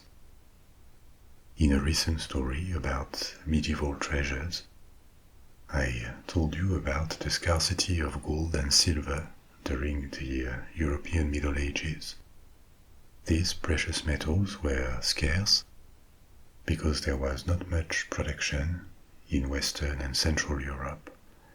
There were a few mines, but the deposits were smaller than what would later be found in America, Africa, or Australia. They had been exploited for a long time, the time of the Roman Empire or even before. So Europe was not a significant producer of gold and silver. And on top of this, with the passing of time, precious metals tended to exit Europe, to go out, because in its trade relations with the rest of the world, especially with the Muslim world in the Middle East and North Africa, Europe was a net importer of goods. The value of what it bought was structurally higher than what it had to sell, and somehow the difference had to be paid in gold and silver. This made gold rare and highly valuable in Europe, maybe more valuable than anywhere else in the world at the time, relatively at least to the value of goods and assets. And this scarcity cemented the reputation of gold as the ultimate sign of wealth, of value. this perception lasted well beyond the Middle Ages, into the 16th and 17th centuries for sure.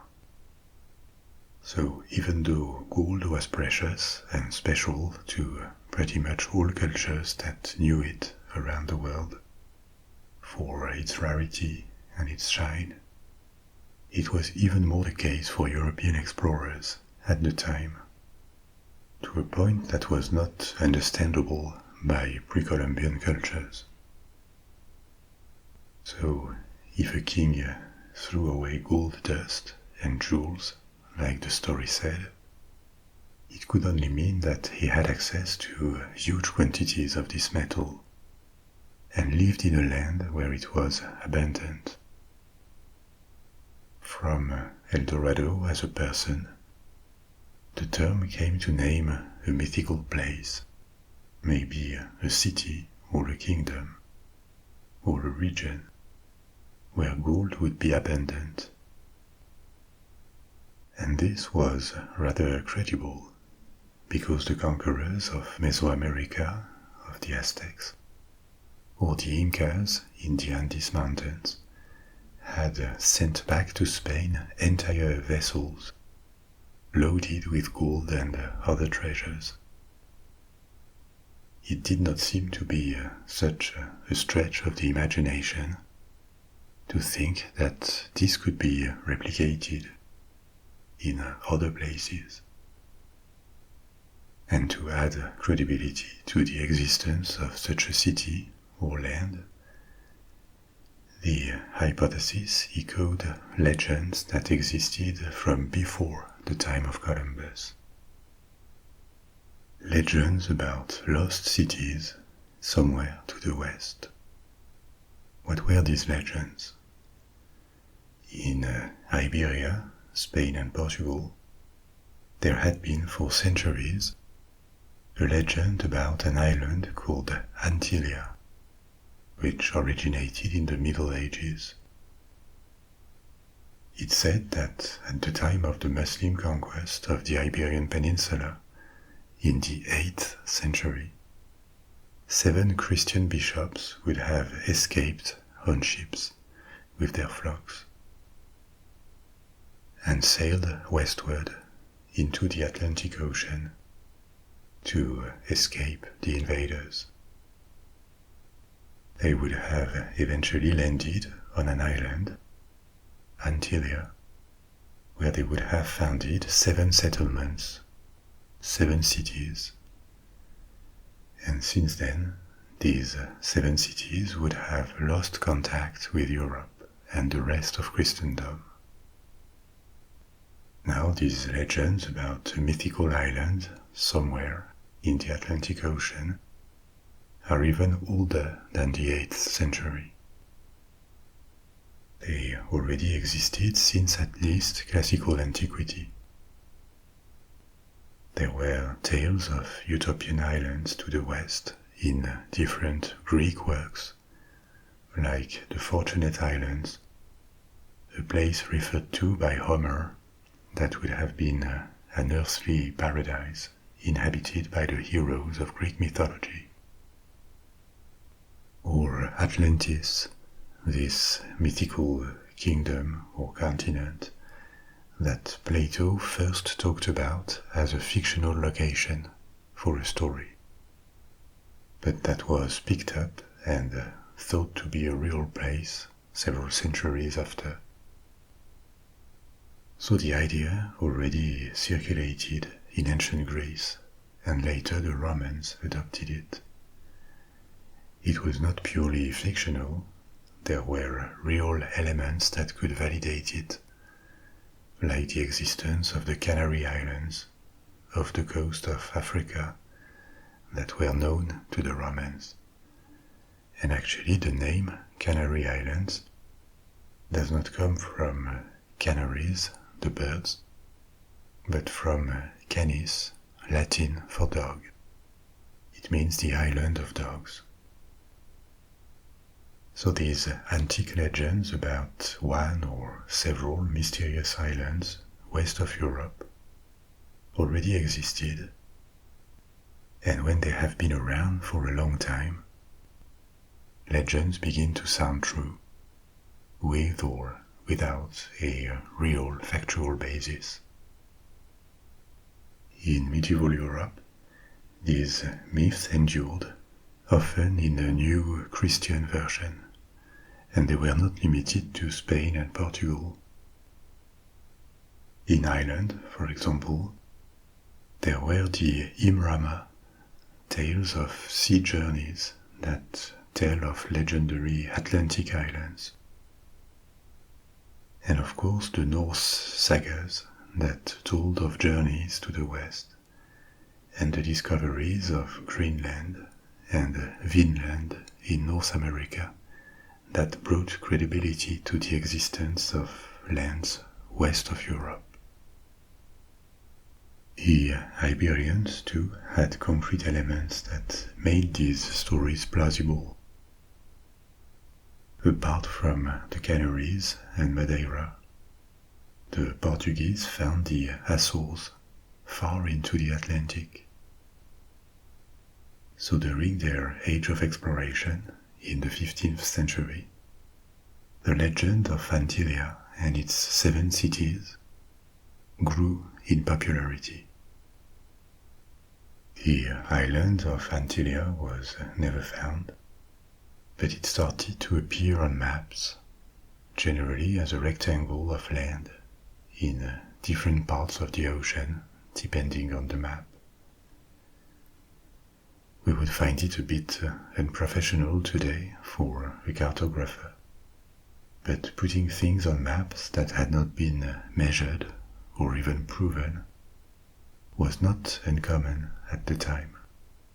Apart from Antillia, it also happened in the 16th century on maps of America. The location of El Dorado was put on the maps where it was rumored to be. I will tell you later about these locations. This did not happen that much on the more serious maps that were made for explorers and kings. And in the 16th or 17th centuries, the maps were very precious documents that were kept secret.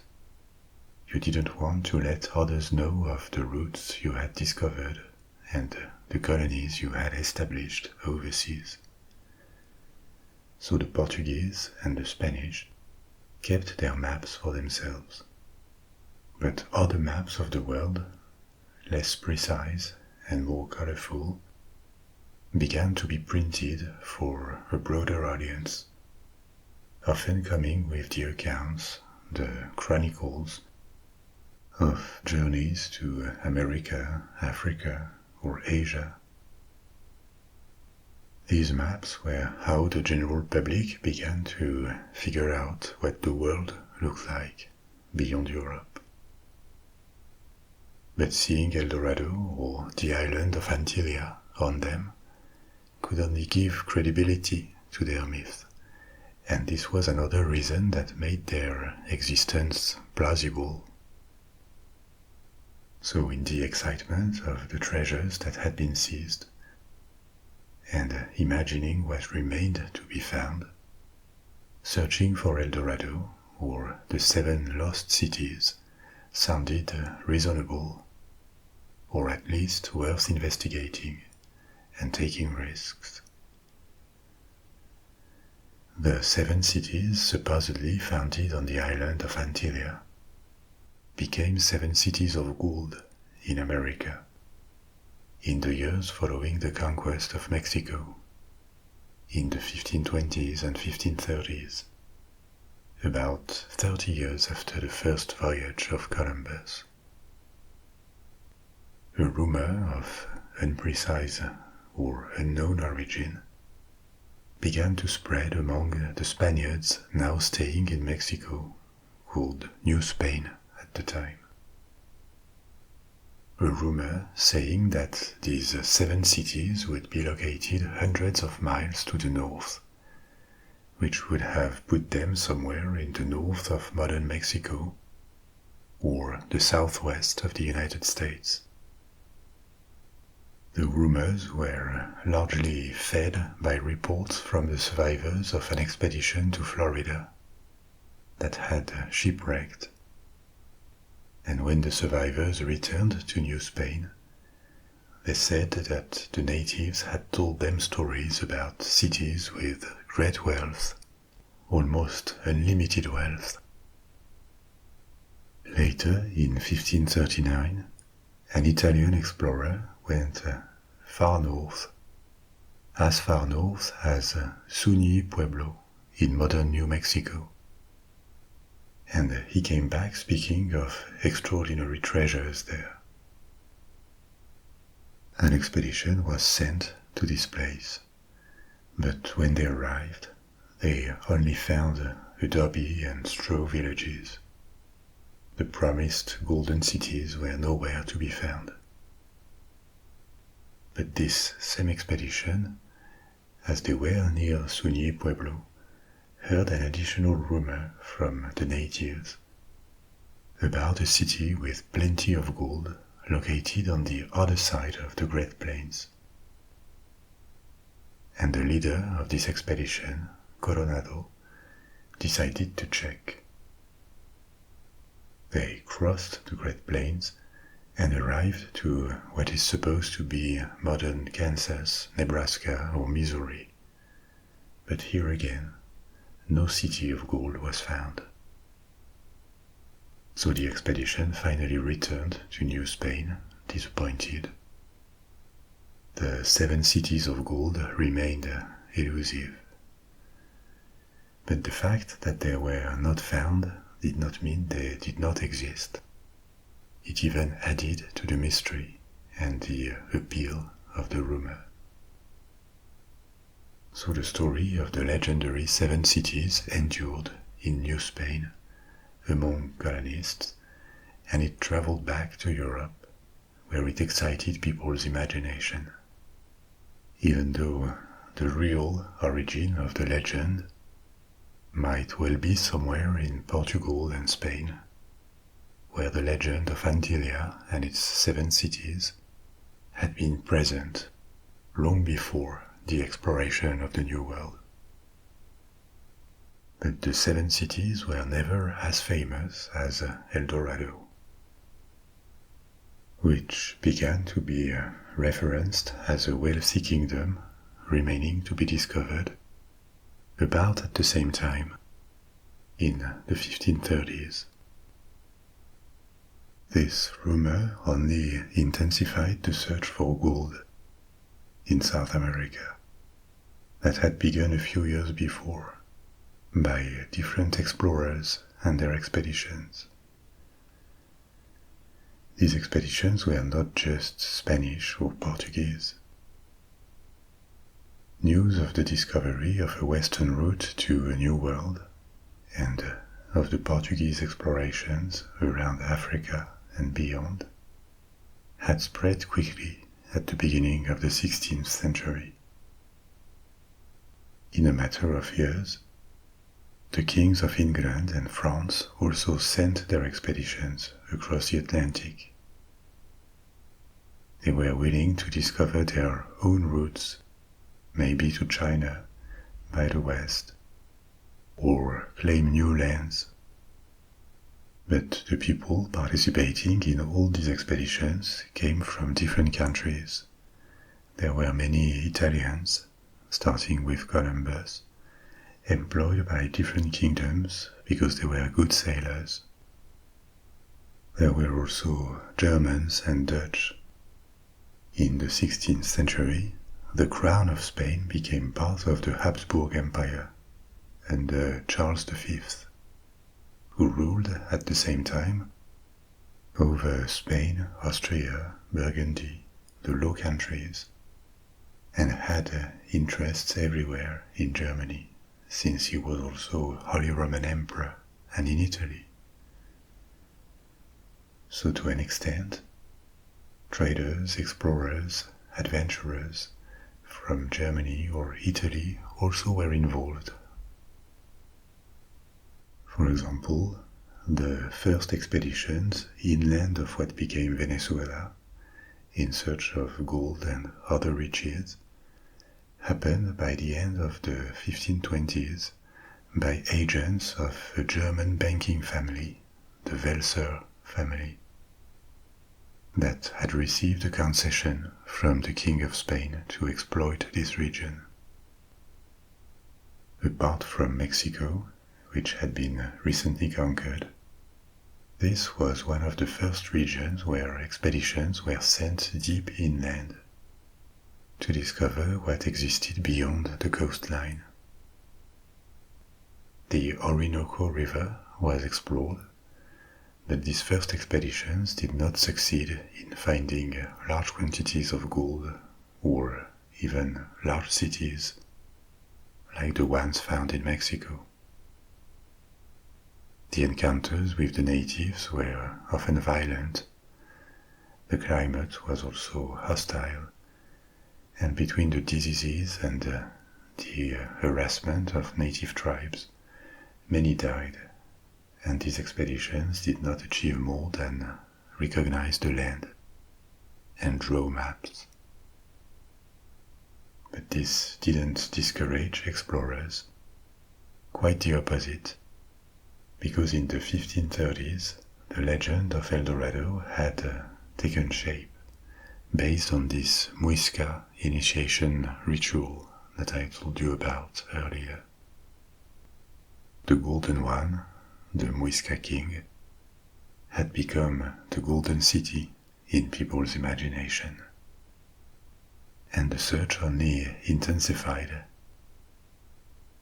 In and around Colombia, the Muisca land, as I said earlier, was in central Colombia, around the city of Bogota. Until the years 1530, there had been contacts with the Muisca and other peoples in the north of South America, but no conquest like in Mexico. America was vast, and between the distances and the limited number of men, the capacity to conquer was limited. In the 1530s, this changed. The Aztecs had fallen in Mexico, and the Spanish were now looking to the south. They had arrived at the Inca border in 1528. And after years of preliminary exploration and a few skirmishes, the conquest really began in 1532. A group of a few dozen soldiers, not more, with their indigenous allies, ambushed an Inca force and captured the emperor, the Sapa Inca Atahualpa, at the Battle of Cajamarca in the north of Peru. This move completely stunned the Incas. Thousands were massacred without a single dead on the Spanish side. And this was the start of the campaign that saw the largest pre-Columbian empire subjugated. It fell quickly, but it took about 40 years to entirely pacify it. The conquest was achieved by no more than a few thousand Spanish, even though they were helped by native peoples revolting against the Incas, and also a war of succession that was taking place within the Inca Empire when they launched the offensive. While this was happening in Peru, the invaders actually did not come directly from Mexico by land, because no route through Colombia and Ecuador had been established yet. They came by sea, sailing south of South America through the Strait of Magellan, reaching the Pacific Ocean, and then back north all the way up to Peru. Colombia was hard to travel by land, and it remained mysterious apart from a few expeditions that had ventured into it.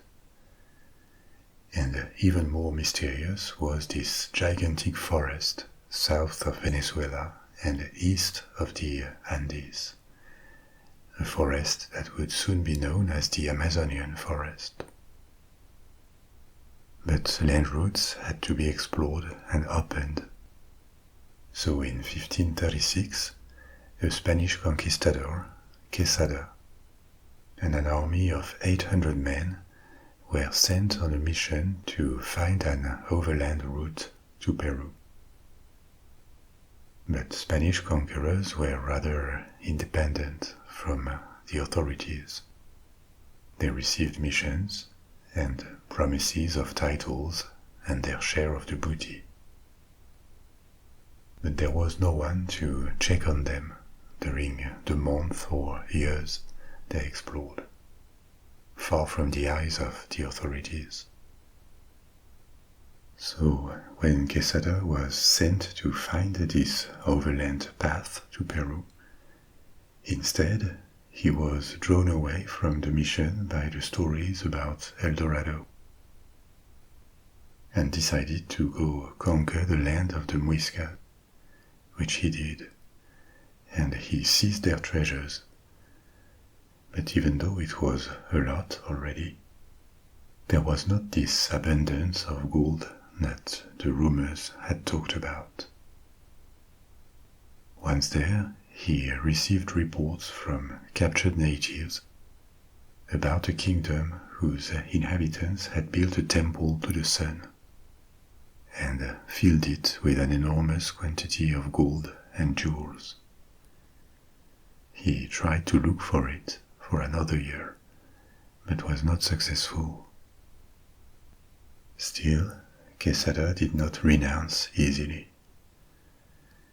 The Golden King legend of the Muisca involved a king and a lake, where supposedly precious artifacts had been thrown for centuries. So he could search for the lake and see if some of these treasures could be retrieved. The Muisca did have a sacred lake, and the ritual did exist indeed, at least to some extent. The lake was found in 1537. Lake Guatavita. But it looked too large and deep, and the bottom too muddy to recover anything. However, 8 years later, in 1545, 2 other conquistadors attempted to drain the lake. The only way they could think of was to organize a chain of laborers with buckets that would slowly empty the lake. But after 3 months, the level had been reduced by only 3 meters, 10 feet, and only a small amount of gold was recovered. Not enough to continue, and so this was abandoned. They stopped. But that was not the end of the story for Lake Guatavita. In 1580, so that's 40 years later, another attempt was made to dry the lake by cutting a deep notch into the rim of the lake. The notch eventually collapsed, but the level had decreased by 20 meters this time, and more golden ornaments and jewelry were found. Finally, the attempts ended much later, in the early 20th century. This time the lake was drained completely by a tunnel dug under it. Only about 4 feet of mud remained. But only very few pieces were found in this mud, which quickly dried and set like concrete. So it seems the narrative about the Muisca Golden King was not baseless. There was a lake.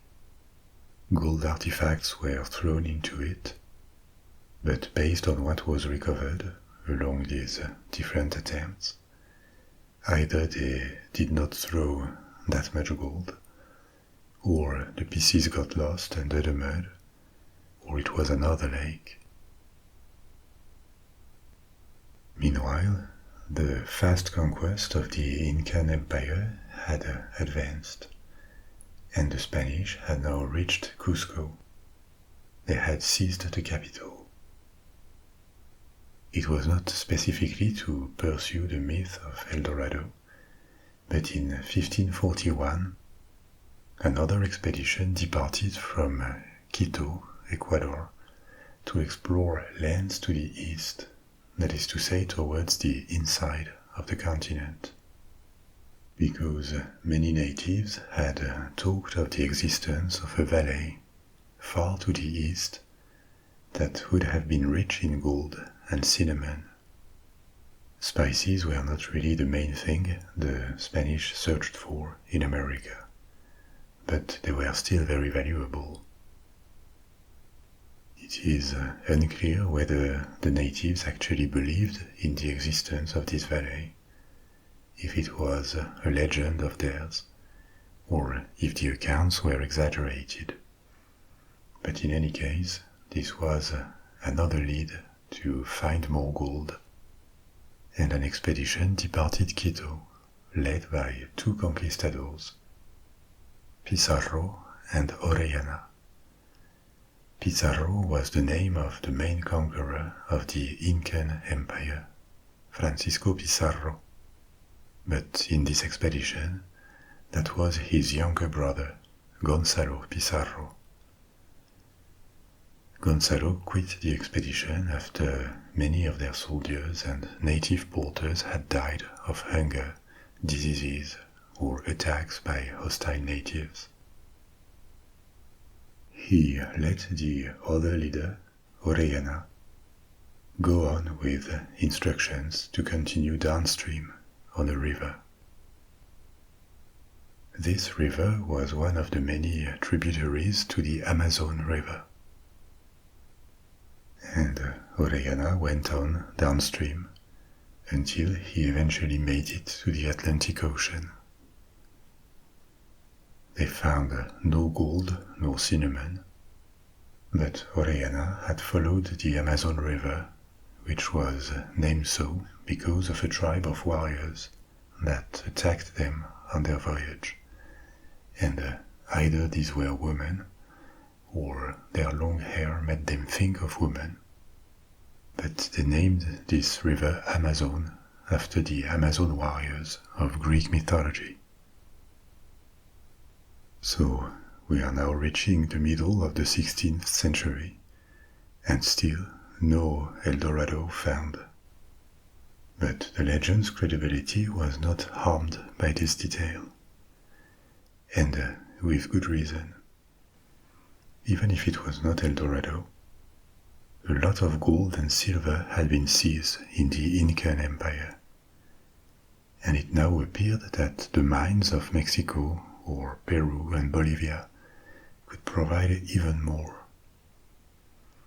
In this land, golden nuggets could turn up on the bed of rivers. There were also New World diamonds and emeralds that started to be exploited. South America remained a dangerous place where tropical diseases, wild animals, or hostile natives could kill even the bravest adventurer. But it was not like it had delivered nothing.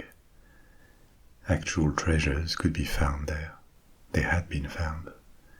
And El Dorado was still waiting, even though no one remembered or knew precisely why this rumor existed or how it had appeared. The persistence of a legend is also something that makes it credible. If people have been searching for something, have believed in something for a long time, it must mean that somehow there is no smoke without fire, and the thing probably exists.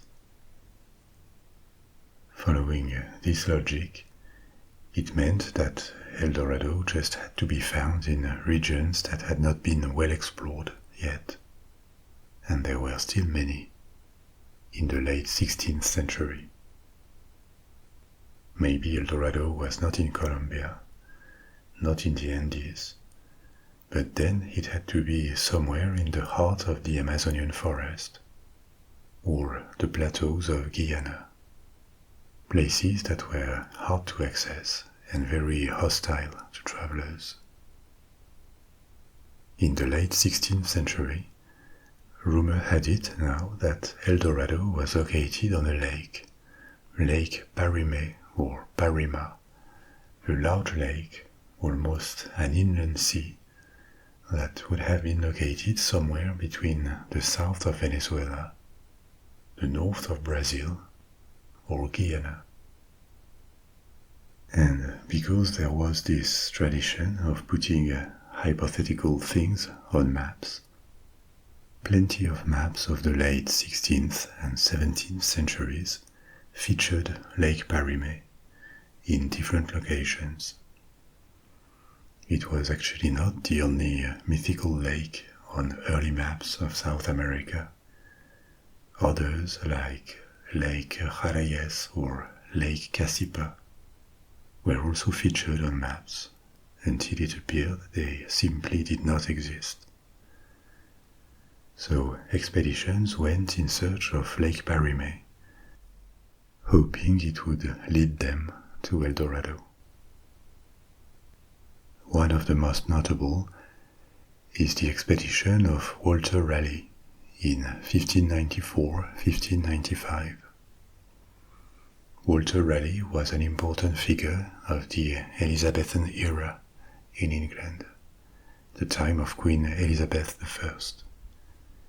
He was a statesman, a soldier, a writer, and an explorer, who, between other things, played a leading role in early English colonization of North America. He also wrote accounts of his journeys, accounts that were extremely appealing to the readers in Europe, but that also mixed facts and fiction or fabricated elements that embellished them. In 2 books he published after this expedition to the Guianas, on the Atlantic coast of South America, he embraced the idea that Lake Parime was real, and that it was the location of El Dorado. He never went there, but based on accounts he heard, or imagined maybe, he spoke extensively of the lake and the city of El Dorado. He described the lake's dimensions and said that the lake itself was the source of the gold possessed by the inhabitants of El Dorado. Grains of gold would have been abundant and easy to recover in this lake and its tributaries, according to what he wrote. After his return to England, he sent a lieutenant back to Guyana in search of the city. But it was never found. And again, because he believed it was real, he returned himself in 1617, but was now an old man and stayed behind in the Caribbean. When he returned to England, the time of his favor had gone, and he was not much liked by the successor of Elizabeth, King James. He had had conflicts with the Spanish in the New World, when the king had strictly prohibited this, and for this he was tried and finally executed in 1618, which ended a quite extraordinary life. Anyway, his second expedition did not reveal anything new either about the lake or El Dorado. They both remained missing, which was conceivable for a city lost in the jungle, but for an entire lake that at some point was said to be as large as the Caspian Sea, that was becoming hard to believe. Still, other expeditions led by Spanish, English, German, or Dutch travelers departed for the same region inland Guyana, south of Venezuela, north of Brazil, at least one every decade in the 17th century, and they found nothing. As the exploration and colonization of South America had turned more methodical now, less regions were unknown. The perimeter where El Dorado could have been located shrank. But it did not disappear. Like Central Africa, South America had large regions that were difficult to access, where the forest could hide almost anything, and where European explorers, who at this point knew very well the myth of El Dorado and its different iterations or locations, could not go easily. And after almost 2 centuries of search, the idea was increasingly sounding like a joke.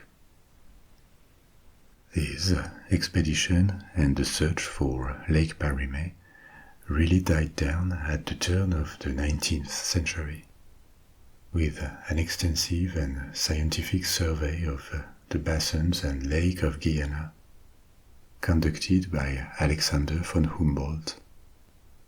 Alexander von Humboldt was a German geographer, also an explorer, scholar, who worked a lot on South America, applying scientific principles to his explorations, like Darwin and many naturalists would later do. He concluded that Lake Parime could not exist, but that maybe a confluence of rivers and their seasonal floods could have created a temporary large body of waters that could have inspired the legend of a lake, but that there was no such thing, and also no El Dorado city was found anywhere in this region. So Lake Parime did not exist, or did it? The hypothesis was abandoned in the 19th century, and El Dorado was increasingly seen as a legend rather than a clue to a fabulous golden city waiting to be discovered. The city remains mythical to our days. Nothing close was ever found, and the meaning of El Dorado, of the term, shifted from a hypothetical place to a concept. It became a synonym for promised land or ultimate prize, which is what the term generally is used for nowadays. But the possibility that the lake actually existed in the past was re-explored in the 20th century with interesting discoveries.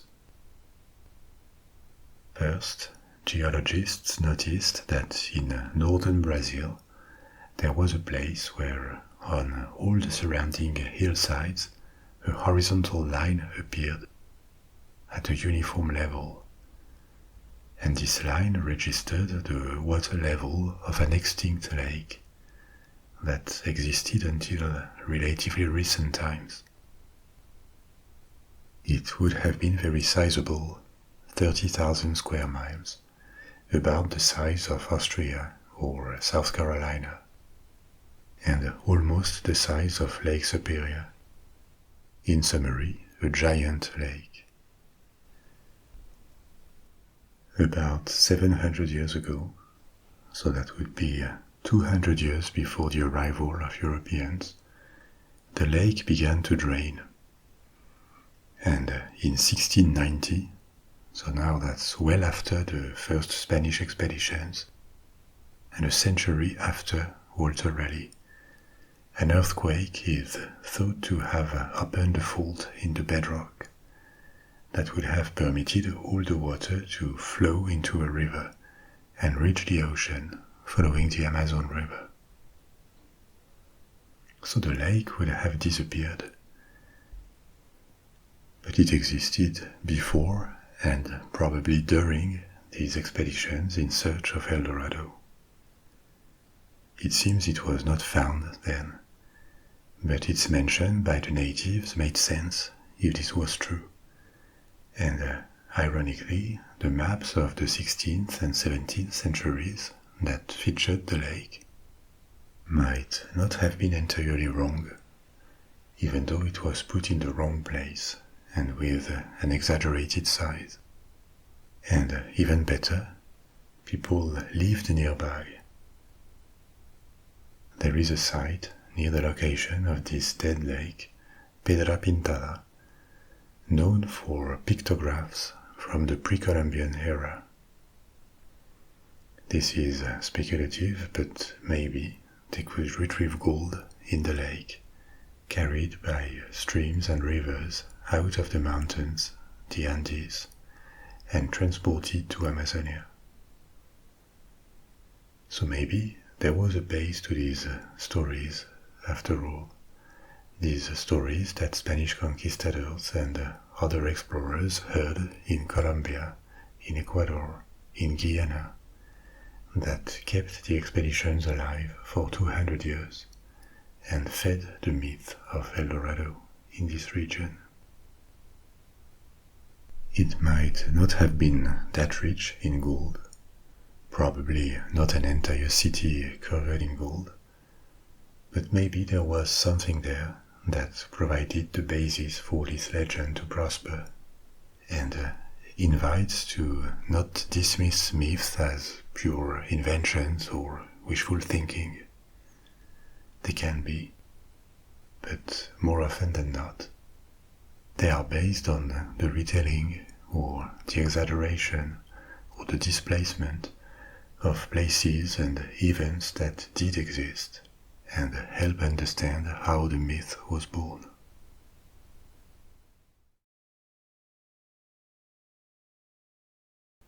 Do you know about the Mary Celeste, one of the most puzzling stories of ghost ship ever? This is what we are going to explore.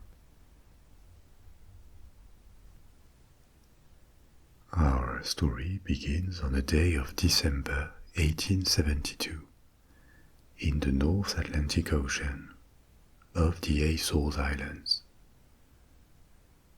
On the horizon, the crew of a Canadian commercial ship, the Dei Gracia, saw the sails of another ship of the same kind, a brigantine, that is to say, a sailing vessel with two masts.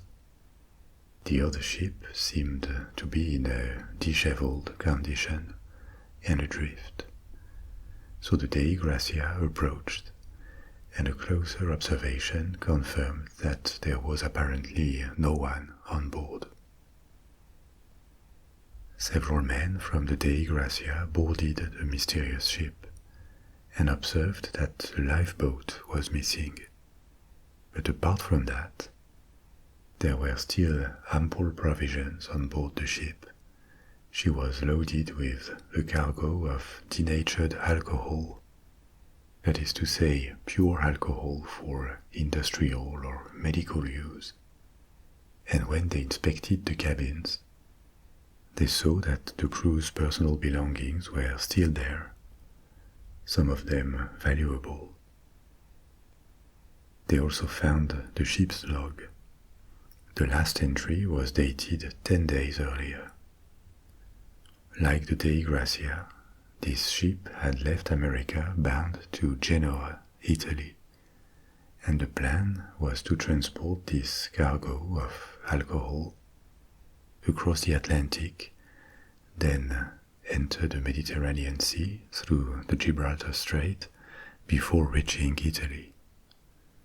The ship's name was Mary Celeste, and this was just the beginning of a puzzling mystery. Where did the Mary Celeste come from? Her keel had been laid 12 years earlier in Nova Scotia, Canada, so she was still a relatively new ship. At the time, in the 1860s and 70s, a large part of the transatlantic trade was still done with sailing vessels, Steamships existed, but they had not yet replaced this mean of transport, which was cheaper, well-known, and still profitable. Modern shipping companies were barely forming at the time, and they had not taken over maritime trade. So a lot of independent ships and small companies ensured most of exchanges between Europe and America. The ship had been named Mary Celeste 3 years earlier and was registered in the United States because from 1861 she had sailed under the name Amazon as a Canadian ship, working mainly in the West Indies trade. But in 1867, so 5 years before she was found by the Dei Gracia, she had been driven ashore in a storm near Cape Breton Island in Nova Scotia, and was so badly damaged that her owners abandoned her as a wreck. The wreck was sold several times at a cheap price and ended as the property of an American mariner from New York, who restored it and registered the ship under a new name, Mary Celeste, as an American vessel.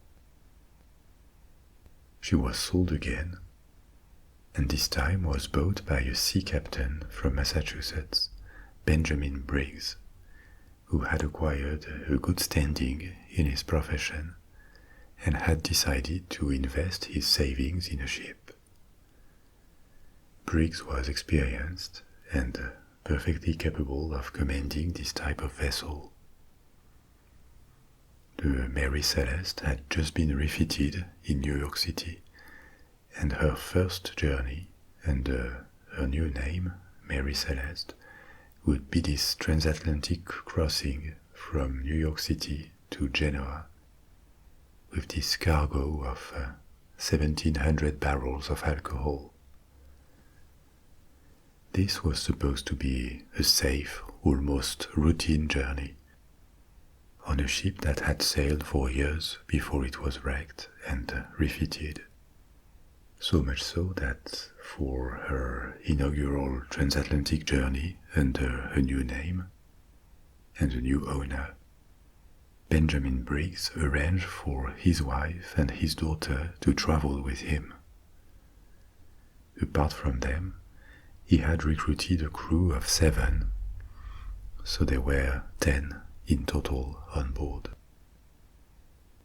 In November 1872, the Mary Celeste left New York Harbor for a voyage that was supposed to last a few weeks, and a month later, she was found adrift and abandoned in the middle of the Atlantic Ocean.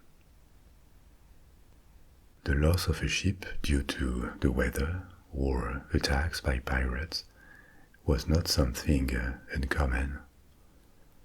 But these two explanations looked immediately off in that case. The Mary Celeste had not been damaged. There was a bit of disorder on the deck, in the sails, but the ship was still seaworthy, much safer than a lifeboat, and it did not make any sense to imagine that an experienced captain would have ordered the evacuation of a perfectly seaworthy ship in the middle of the ocean to board on a tiny and unstable lifeboat.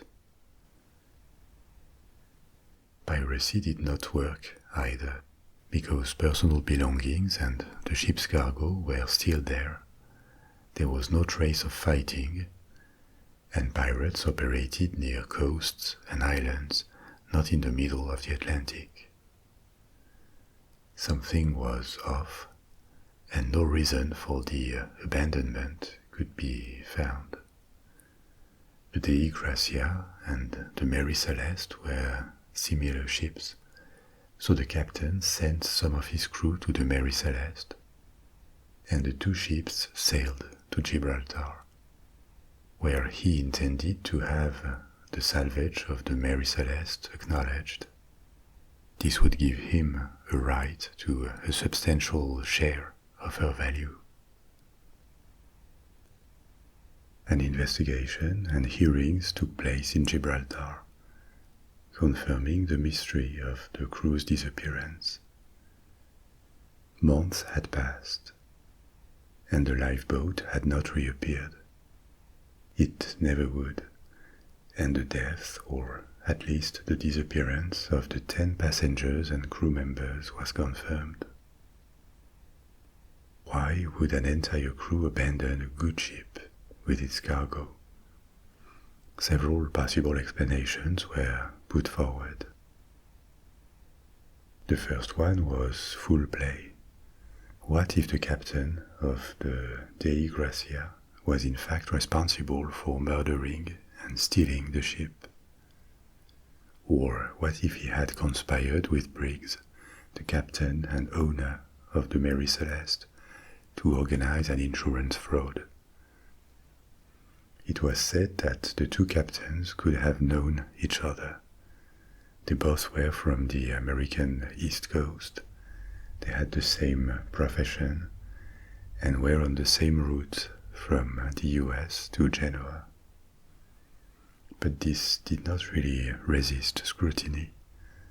First, because the Mary Celeste had sailed several days prior, and even if they were on the same route, the probability that the Dei Gracia found it adrift was really thin. There was also the ship's log that had been interrupted 10 days before the salvage. This did not fit the attack theory. And also both captains were honorably known and certainly smart enough to organize a less complicated and ambiguous fraud if they had wanted to conspire. Another theory was that the entire crew may have feared an explosion and taken refuge on the lifeboat. The cargo was alcohol, a highly explosive material, of course, and wooden barrels could let fumes escape. What if someone had lighted something on deck, like a lamp or a lighter, and provoked an explosion because of the accumulation of gas, or if the density of fumes had reached a point where it would detonate? A brief explosion would not have necessarily destroyed the ship, and it could explain some of the disorder found on board. The rope that tied the lifeboat to the ship had been cut, which indicated a quick escape. So in that case, the entire crew would have been afraid of a second, bigger explosion, and would have put a distance between them and the ship. This was not totally convincing. First, because no traces of burning were found, not fully incompatible with a brief blast due to fumes, but surprising and uncommon at least. And also Briggs knew what he was carrying, and these small explosions due to fumes detonating on ships loaded with oil or alcohol were common. They were not a structural risk. So the abandonment in a panic looked unsustainable. If the reason was not internal, it could have been external. What about natural phenomena? A bit of water was found inside at the bottom of the ship. Again, not an uncommon thing for wooden ships. There were pumps to evacuate it. So a theory was that maybe a malfunction of the pumps could have caused alarm and prompted the evacuation. A sounding rod was found on deck, out of place. They may have used the rod to sound the level of water inside the boat and be alarmed by a wrong reading, indicating a much higher level of water, which, combined with the pumps not functioning, would have been alarming indeed. That would have indicated that the ship was sinking. That's not impossible, but that would be a lot of coincidences and misjudgments on a ship which was not visibly sinking. So here again, this explanation is dubious. Other natural explanations include the possibility of a seaquake, an earthquake underwater that would have caused huge turbulences. But here again, you don't take refuge on a lifeboat in the middle of the ocean when you are on a ship that is still seaworthy. It would harm your chances of survival, not improve them. What does not help to build solid hypotheses is that a number of myths and false histories were added in the decades that followed. Newspapers retold the story with invented details. The press in the 19th century had generally little regard for the truth and accuracy, so some newspapers changed the location of the salvage, for example, to other parts of the Atlantic Ocean, like near the Cape Verde Islands. An alleged survivor spoke to the press in 1913, 41 years after the salvage. But it was a fraud, and stories of sea monsters also emerged, like a giant squid that would have plucked off all the passengers one by one and taken away the lifeboat for good measure. This was a revival of the legend of the Kraken, this giant octopus or squid that would attack ships. But as far as we know, the Kraken is a mythical creature. Other hypotheses include a moment of group hysteria, maybe due to alcohol fumes. This is something that experts discarded on an open deck. And so, without a definitive explanation, the case was closed. It was still suspicious, and the captain of the Dei Gracia was only awarded a small share of the salvage, which reflected the ongoing suspicions against him at the hearings, even though they were not proven. The Mary Celeste was finally sent to Genoa, and then she was sold at a discount price because of her bad reputation. A partnership of New York businessmen bought it, and she continued her career for 11 more years, apparently an uneventful one, and it ended in 1884, 12 years after the salvage. The current owners at the time organized an insurance fraud.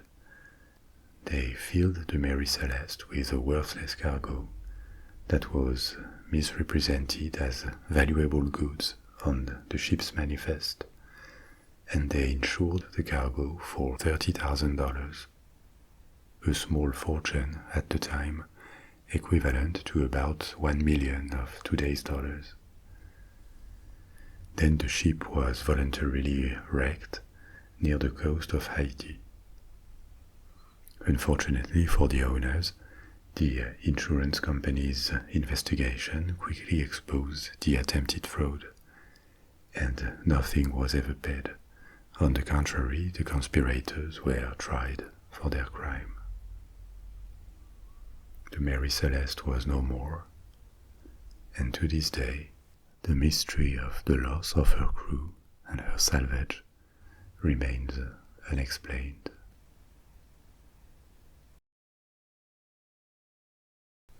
We have reached the end of our journey for tonight. I hope you liked it, and it makes you want to know more. I'll be back soon with another story, and in the meantime, you can let go and fall asleep, or pick another story from my library. Sleep well, Sweet dreams. Au revoir.